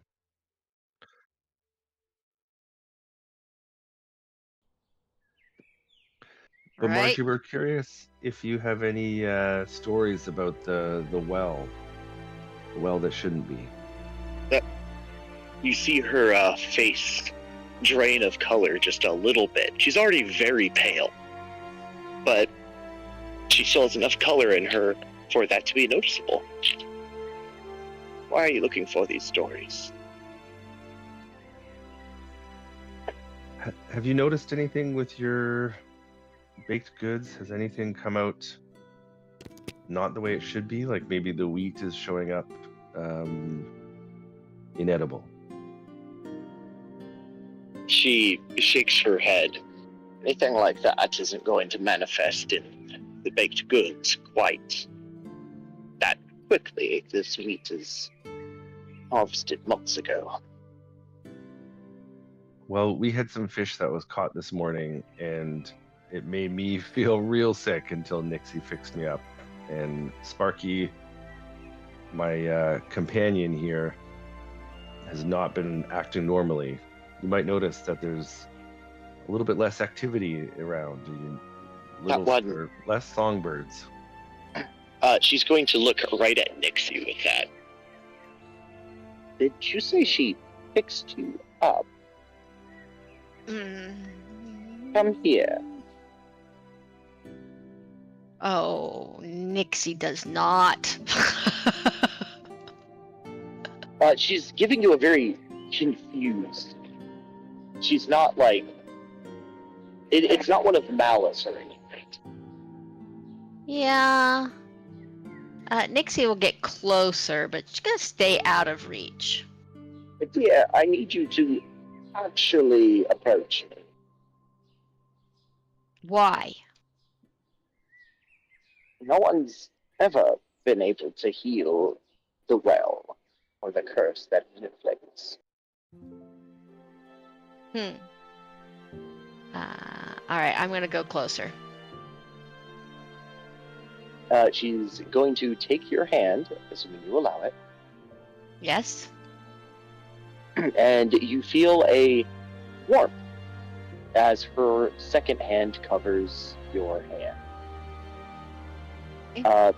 You very quickly realize that this is not unlike what you've heard happens when you heal other people of ailments. Mhm. Oh. And much like you described it yourself earlier, she appears to be very deep in thought right now.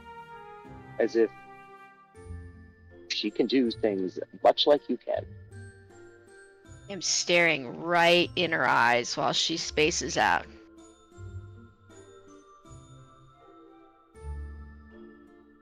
Nixie, your name was? I'm sorry, what? You said your name was Nixie, right? Nixie. Yes. Be careful with this gift, Nixie.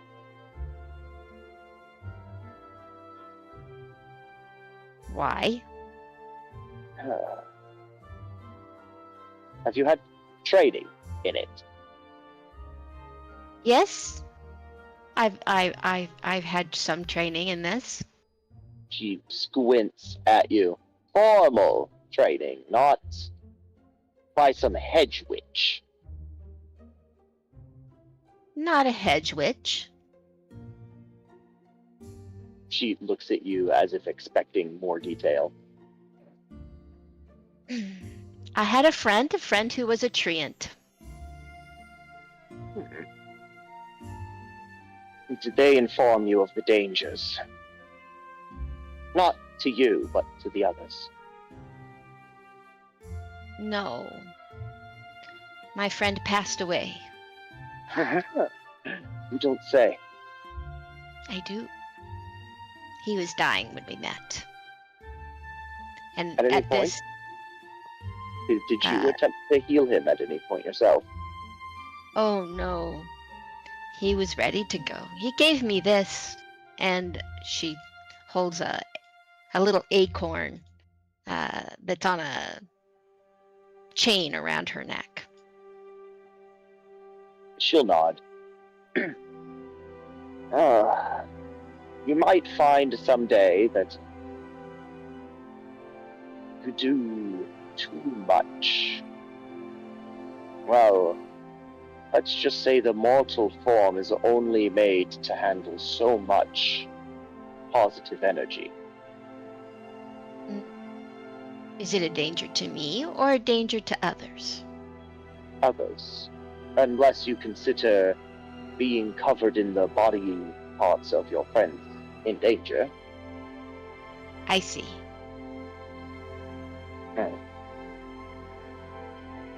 It's rare. More rare than the gift itself in the first place. What's rare? Explosions. I see. It's I good don't that's know how rare. much clearer I can make that at this point. And she looks around at your friends. I was trying to be a little more subtle, but I don't think Nixie is subtle. Well, no, I take that back. I think Nixie is subtle. Right. But I think, yeah, I get you. No explosions are bad. I have it.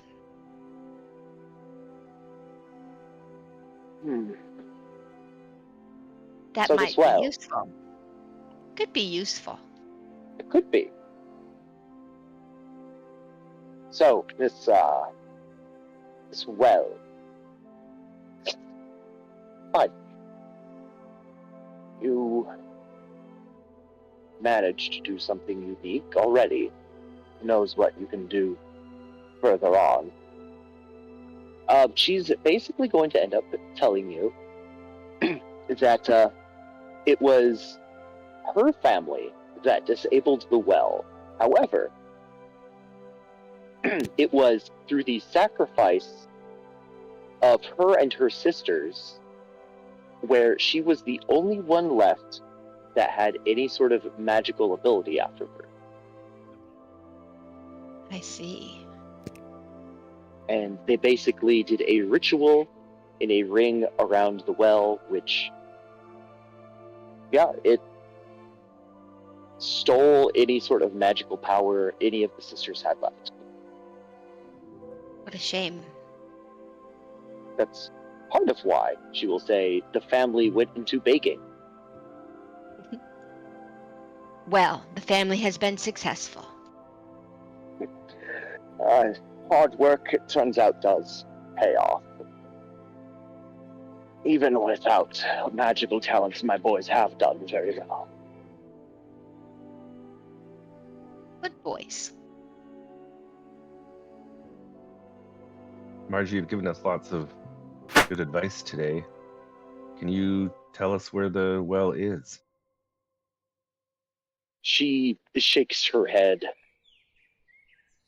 It was so long ago. She looks around the area that you're in. Uh,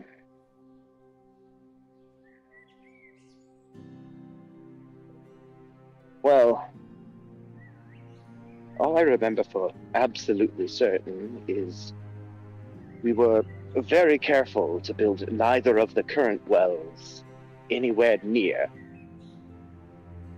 the well that shouldn't be. Smart.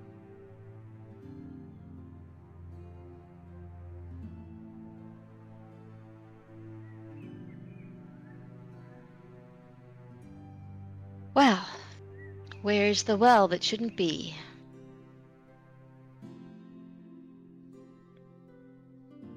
Maybe we should get a few more donuts for the road and then try another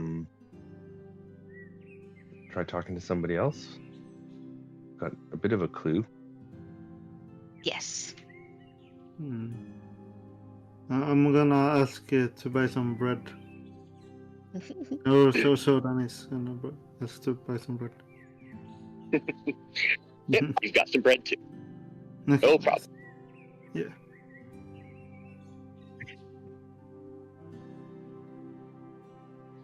Yes.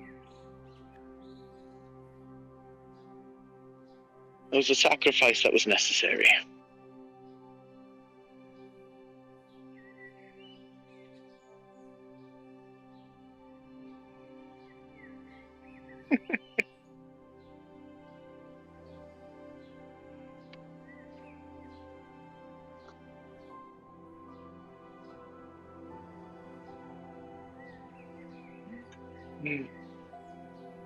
There is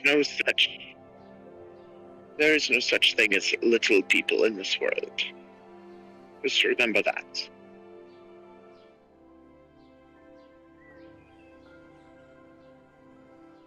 She looks at you literally as a gnome.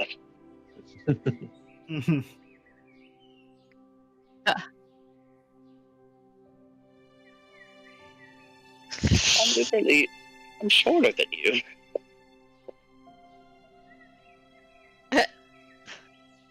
I think the only person actually shorter than her is Nixie, so...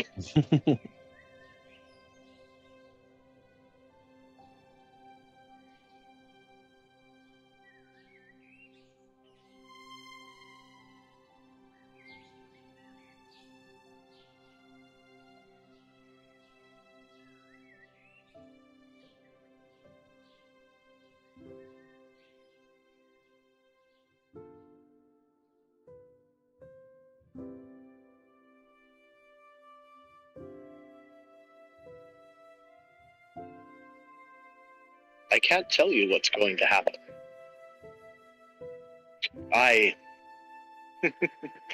Maybe once I could have, but... She smiles faintly while she says that. How are you able to keep your magic? What was that? How are you able to keep your magic? Oh. Trust me, I had my sacrifices too.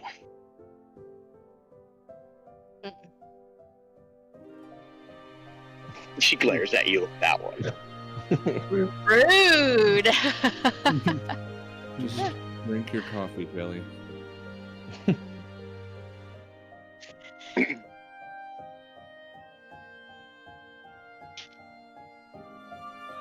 Did you go into the well, Marshy? Do you know anyone who went into the well?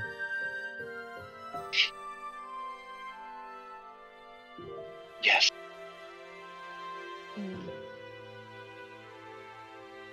Did they return?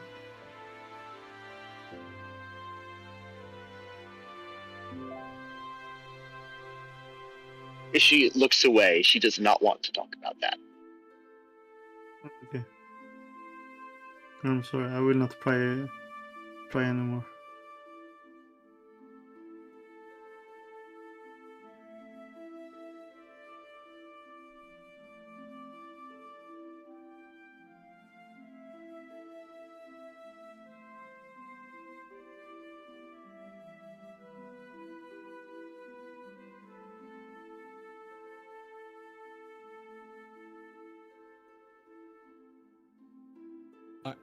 We have 50 locations.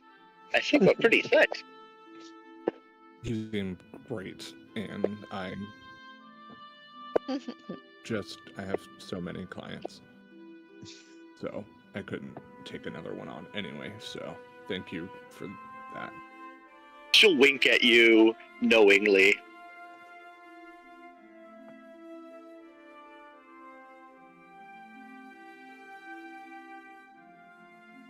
But I have a feeling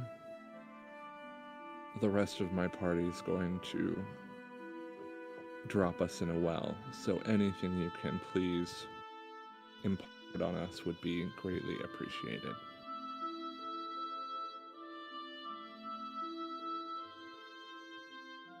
I wish I could tell you. And I hope you don't have to go into this well.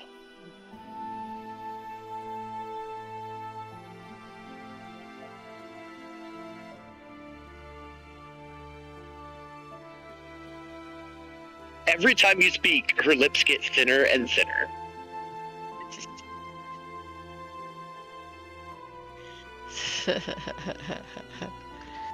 It's a good question.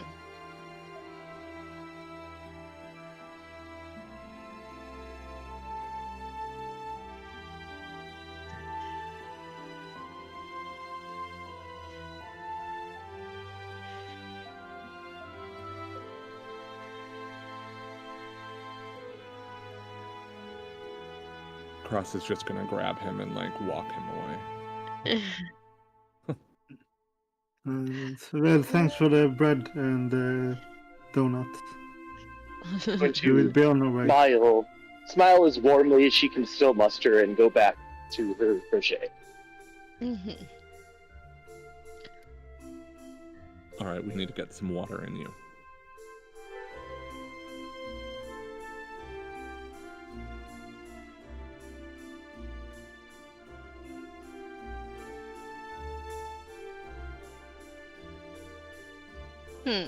Maybe. Maybe.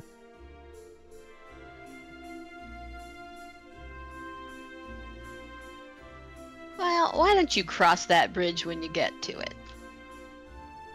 Hopefully. Also, remember, everyone's story is different so far, because, I mean, you didn't hear it directly from Mr. Stan, which is just what I'm going to call him, but he will maintain that his family bribed the Wellens.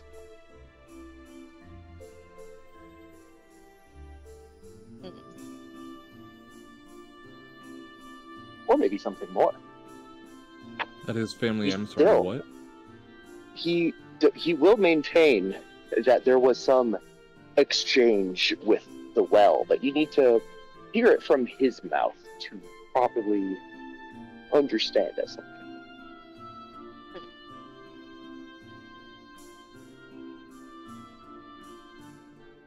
Alright guys, where are we off to next? We have 4 more on our list, but now it also sounds like we could maybe go try to get past the butler again, and talk to Golgistan himself. But I also like this the fawn Vesa or the alchemist. Those are both good options, I think. Yep. I vote for Alchemist. Yeah. Sure, we can. Vote for Alchemist head as to well. him. All right.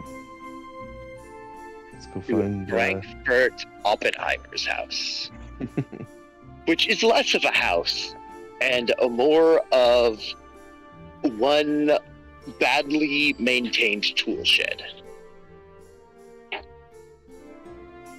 After all, he Nice. keeps blowing it up. Explosions are bad. That's what she said. You need better friends, Jelly.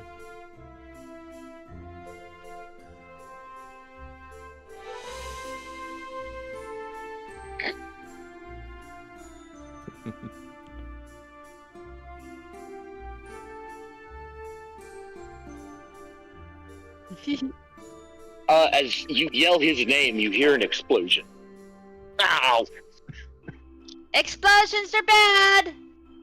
He comes out. Explosions are the best. Oh wait, no, you mean explosions are the best thing that one could possibly do with their time. Thank you. Now, yelling on the other hand, when somebody is going through very precarious experiments, he glares. You will compensate me. Huh?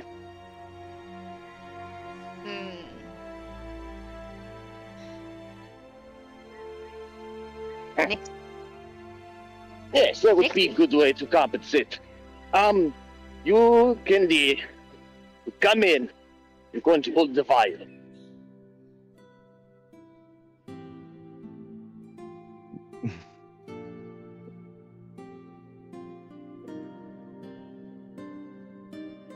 No, you are the perfect height for it. Just hold it right up in front of your face, eye level. Want to make sure you need to hold it in the perfect place for you to see all of the combination of colors. You tell me exactly when it turns magenta/blue.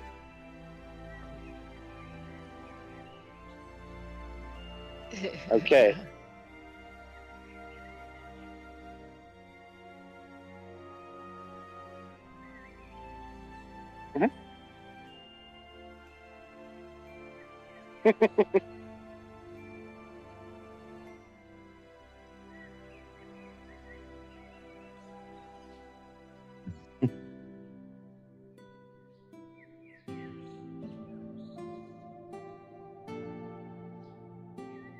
Okay, so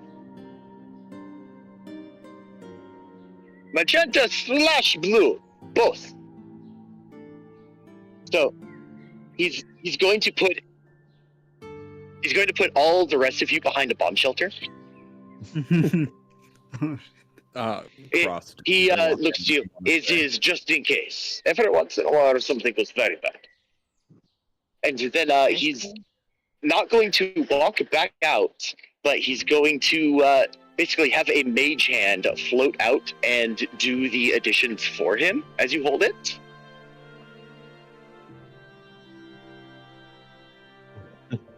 What roll would you like to make to try to time this? What do you think is the most appropriate?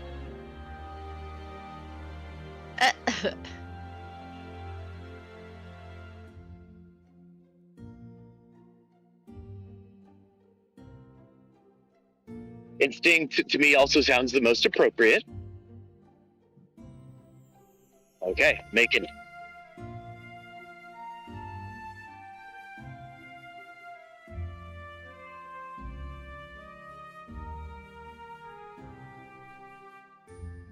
$15 with hope. You call it out at the exact perfect time. And no explosion. Okay, yeah, and no explosion occurs. Oh, very good, very good. And he rushes back out. See? You are a invaluable help. You become my lab assistant, yeah?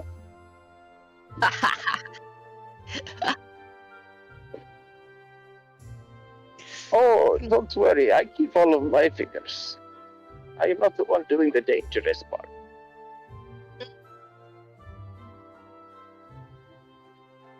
I pay very well.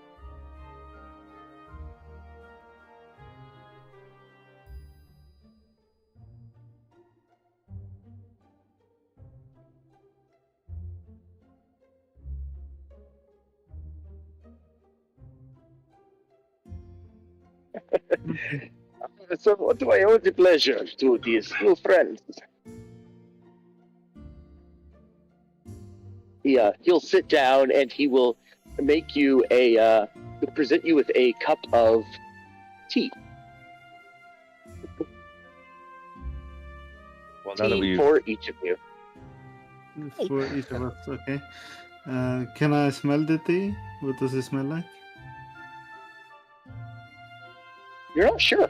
It does have several notes to it, but because of the combination, you're not 100% sure where to place it. Hmm.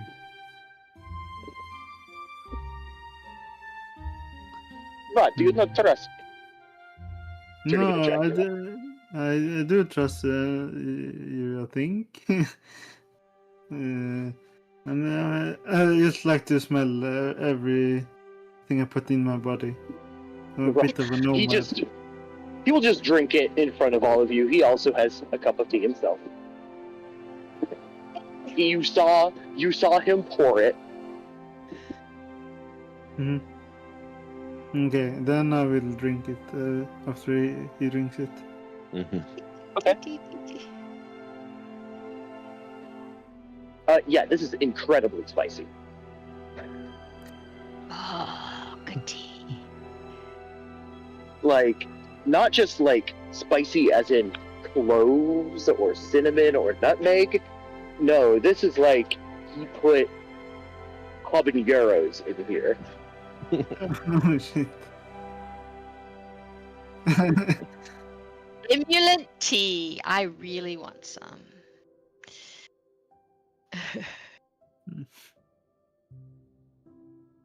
My running theory is if you put a lot of the what's it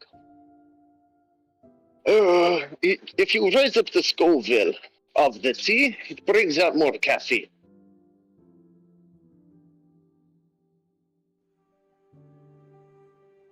I've never heard that before, actually.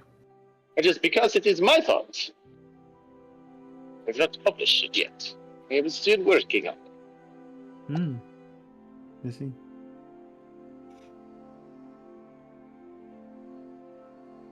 Well, Frank, now that we've gotten to know each other, and Errett has all his digits still, we're actually here to ask you about your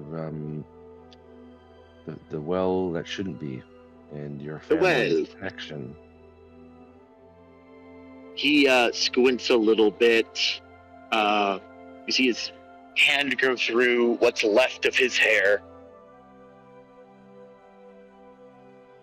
Ah, is that? Oh, yes, yes. That is. No, my family calls it something else. But I believe I know what you have. Yes, just yes. The well that never will be again. Ah, yes, that's what we called it. Because we exploded it. You exploded it? Yes! With good energy? No, it's explosions. Don't you make explosions with good energy?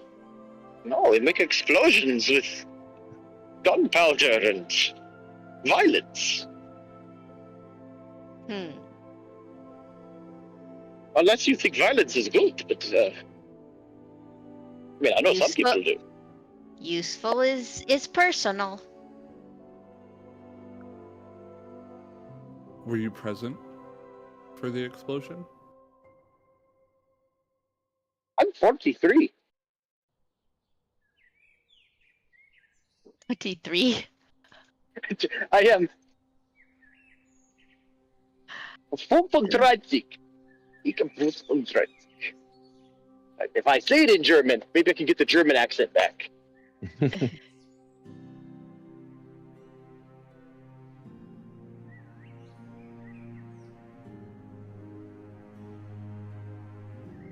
Yeah, he has very patchy, burnt away hair. Several burn scars on him. Still all his fingers, at least. I guess that's something. You also notice he does not have eyebrows. Not anymore. Of course not. Of course.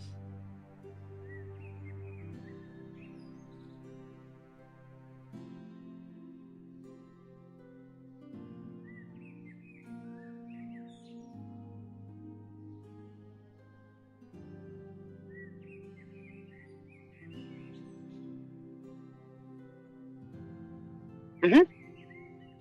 Yeah.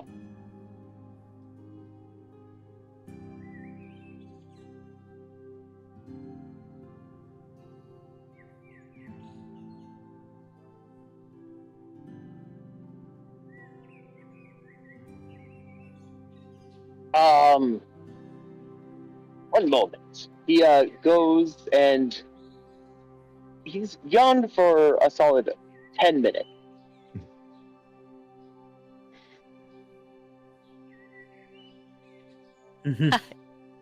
When he does eventually come back, he comes back with a stack of journals. They are not in good condition. Mm. Like they are Okay. old or they're blown up. Both. Oh, okay.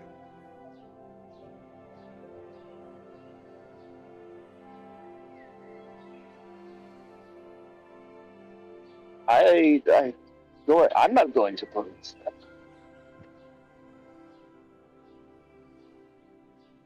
Oh no, these are precious family heirlooms. E for effort.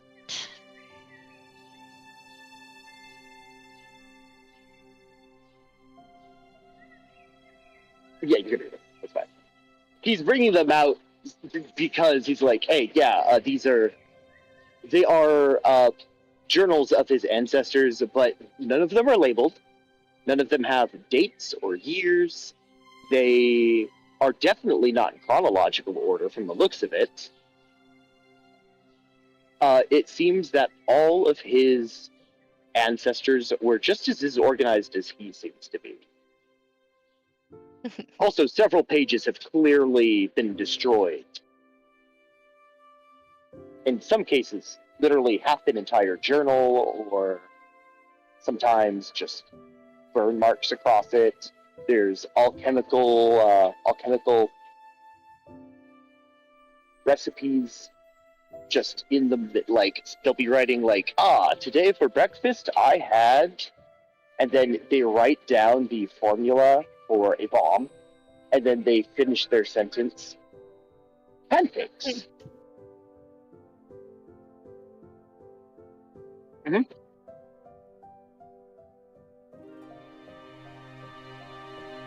Okay.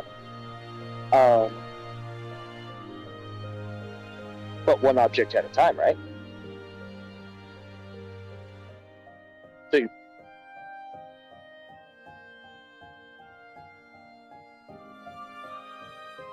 yeah.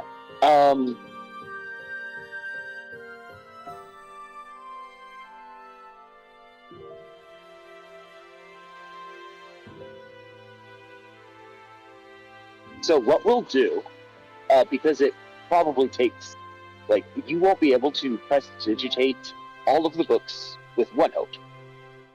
However, you will be able to parse it down to some books. So what I would like is, research. It's going to be knowledge. I would like a knowledge roll to parse down the books to a single prestidigitationable amount.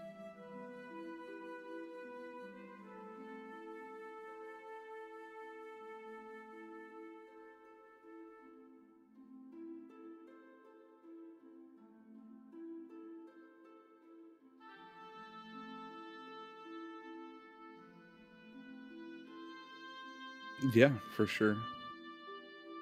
Would I spend a hope to help him? Yes. I believe that's what he's asking you to do. Yeah. Oh, Help! help.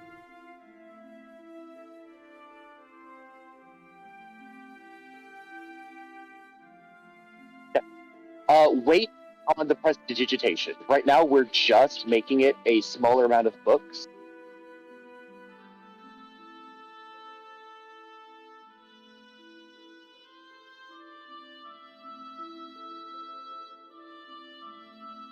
Put with fear. Okay, so you absolutely have a set of books that you're pretty confident are in the correct time frame.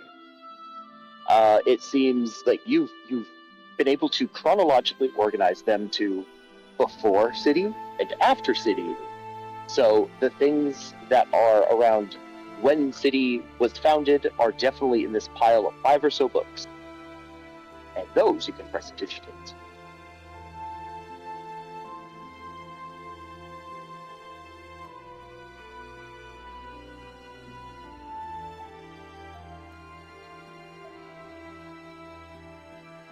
Okay.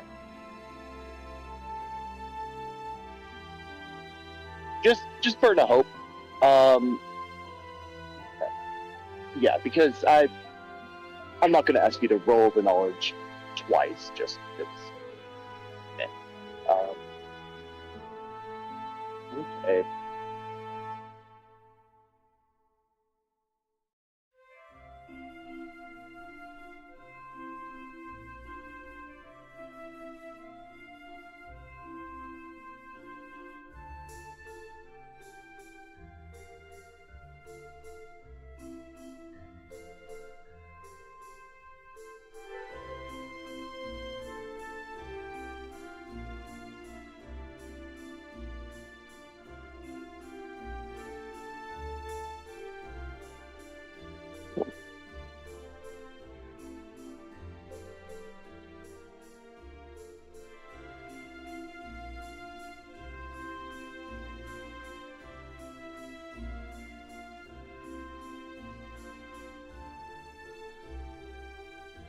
I'm going to stop you right there.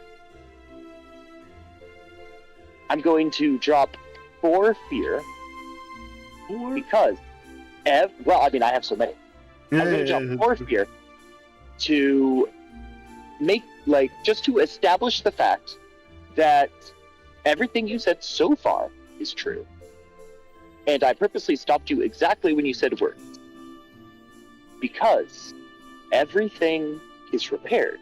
When the coffee stains disappear, you can read what's under the coffee stains, but the burned edges, any part of the books that were burned away, the words do not reappear on those parts. Because when you make something whole, well, writing isn't part of what the thing originally was. No, the writing itself is not restored when the writing was destroyed. Everything else, yes. So anything that was just covered with, like you said, coffee stains, that part's legend. Anything that was covered in soot or just when the writing wasn't destroyed, the writing's fine. But you are only able to ultimately recover about 50% of the writing itself. But you also have the benefit of these books are definitely not going to get destroyed when you read them. Don't have to be careful with them. They're like brand new.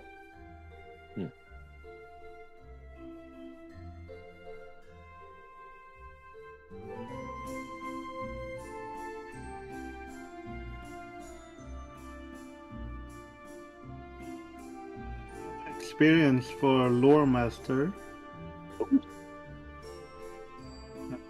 Could I use that? Absolutely.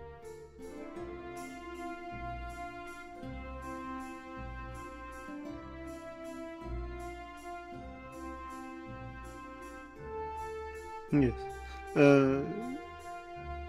Should I roll knowledge then, or? Yeah. And if you would like to take the lead on it, you can be the one aided instead, if that's how we want to do it, or we just have you being the one taking the lead on it. And technically, you could. Okay, so there's a secondary option. How much hope do each of you have right now? 2. 2. 1. Okay. 2. Only the people doing the book reading. So 2 and 1, right? Normally, it would not work this way. But if each of you collectively spend 3 hope, then we can do a full tag team on it. So a tag team is basically, mechanically, what's going to happen is you both roll your skill. You choose which one you take out of the 2. And then there's something else that I don't remember off the top of my head. Is that what it is? Okay. So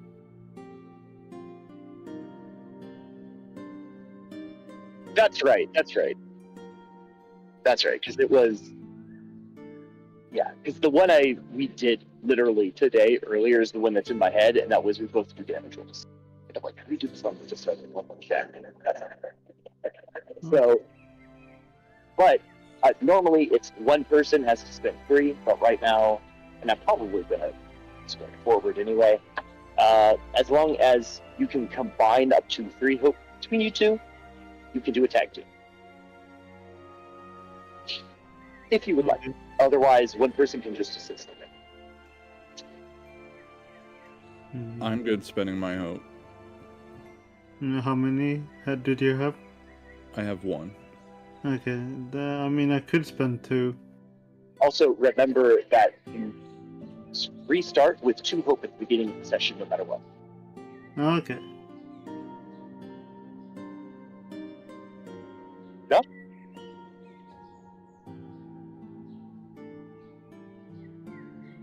Oh, so +1.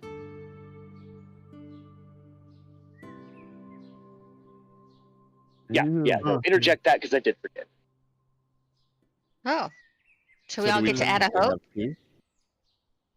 Yeah, you should have 1 more hope right now, but not Okay. that it matters. We have 5 minutes left. Okay.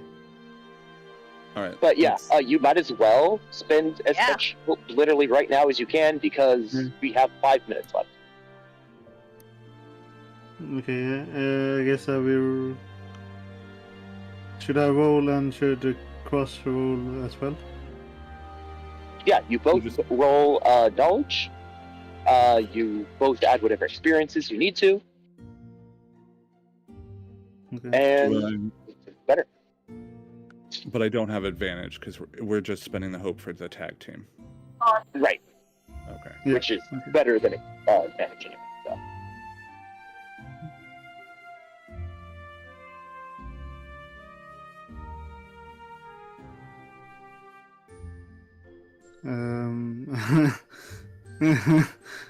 Well, I rolled really badly. Okay. Not as. I'm. Uh-oh. I Uh-oh. don't have a lot I don't of like the sound of this so far. Yeah. No, I rolled 7 with fear, Okay. and cross rolled 6. 6 with hope. I guess we take the hope. Neither one of those are Yeah, crit. our success. Yeah. We have no crit, No. no double 3, no. No. Okay. No. I was being hopeful there, but Yeah. But okay. So 6 with hope. Well, that obviously doesn't succeed at what you're trying to do. yeah. There's just too much of the text was not recovered in the process. You're still going to glean some information. This wasn't a useless endeavor. But you did find out that largely confirming the basics of what everyone else has said so far. Yes, there was a well, it was in town, and then someone did something, and it's not there anymore. These records also claim that it was exploded. You do not get a location, though. But it's also a very different story than Margie. Mhm. It absolutely is. Yeah. Huh. Hmm. And it doesn't seem like in the text that it's... You didn't catch any sort of thing with Margie that she was trying to be deceptive, and these texts are obviously also not being deceptive. They're journals of crazy alchemists. Like, they don't think anybody's going to read them.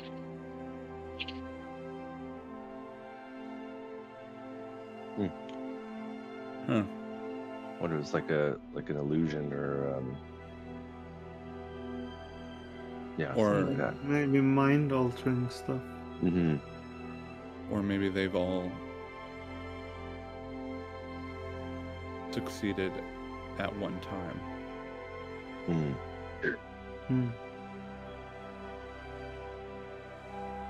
Weird. It is weird. Well, you've roped Cross in. He does like a good mystery. Well, I have one more wrench to throw in it to close the session for you guys. Oh, Okay. So, you're going to return the newly repaired journals. He doesn't seem to care at all that you repaired them. Like, he barely notices.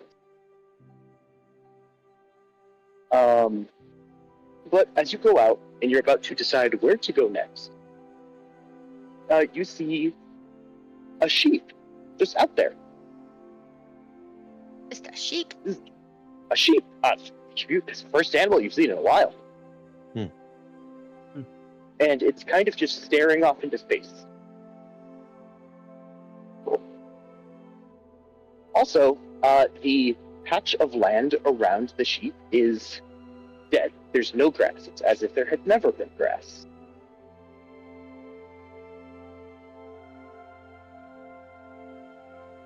I'll approach this sheep very cautiously.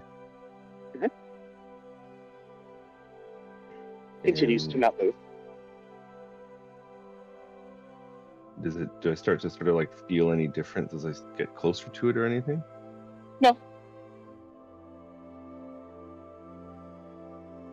Does it react at all? Just that same dead stare.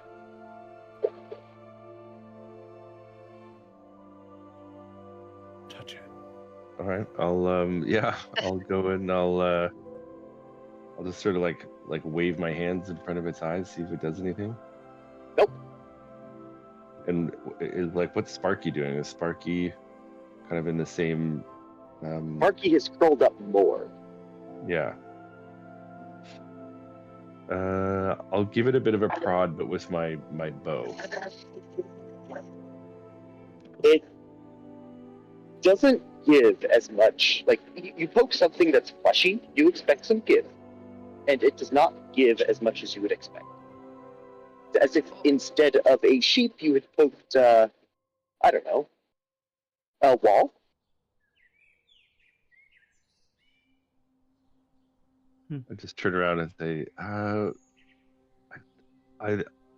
this sheep is not normal. And I know we can all tell that much by looking at it, but it just gets weirder as you get close to it.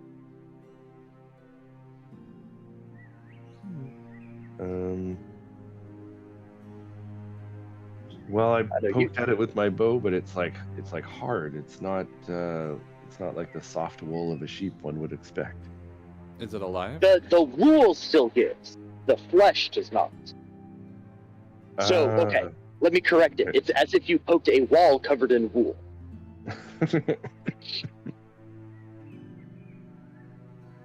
Okay, yeah, I'll explain that to the team.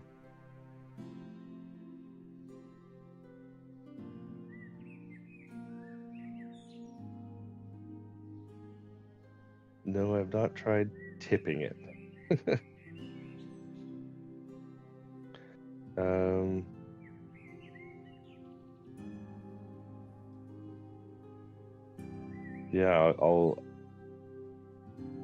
Yeah, I'll get a bit more firm and see if it like I'm just trying to provoke a reaction. So Are you still poking with your bow?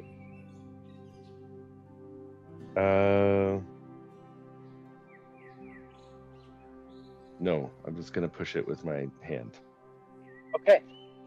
As you put your hands up on the sides, as soon as you apply pressure, you can, once again, notice the flesh is not giving. And then, just out of, figuring out where to put your hands for the best leverage, you put your hand around just a little bit.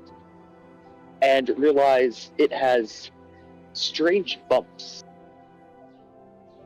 Strange bumps. Very, very firm, like zero give to these bumps. What? Can I detect any movement, like in the like under the flesh? No.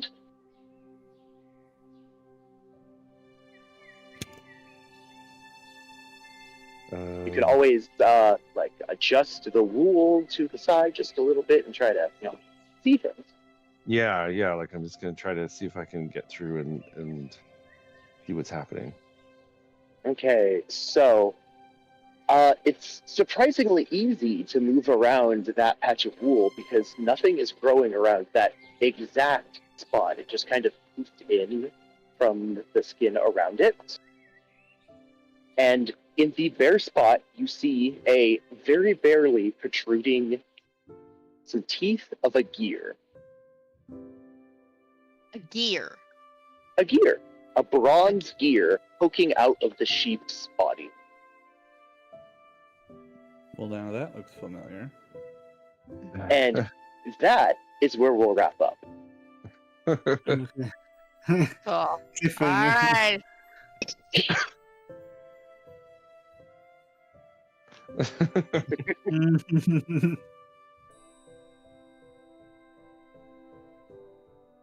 I remember that being your thing, buddy. All right. Hopefully I set things up to be interesting enough that you want to figure out what's going on. So Yep. For sure. Mhm. It's very interesting. All right, cool. Thanks. Alrighty. Good luck with your train tomorrow there, Cake. Nice Yeah, and no early. good. Yeah. Good luck. I'll Good try luck. my best. I have a habit of accidentally sleeping through my stop, but it won't happen because the last stop is mine. So Oh, there you Okay. go. Oh, Literally maybe they'll impossible. probably pick you off. like they will because it used to go further, but there's a problem on the tracks Mm. between my home and Boston. So the only way to get from here to Boston right now is they are putting people on a bus instead of the train as soon as they get to my hometown. So the train stops there. No problem. All right. Alright, we'll see you in a couple weeks. Yeah, In a thank couple you. weeks, everyone. Alright, good night. Good Hi, night. guys. Bye bye.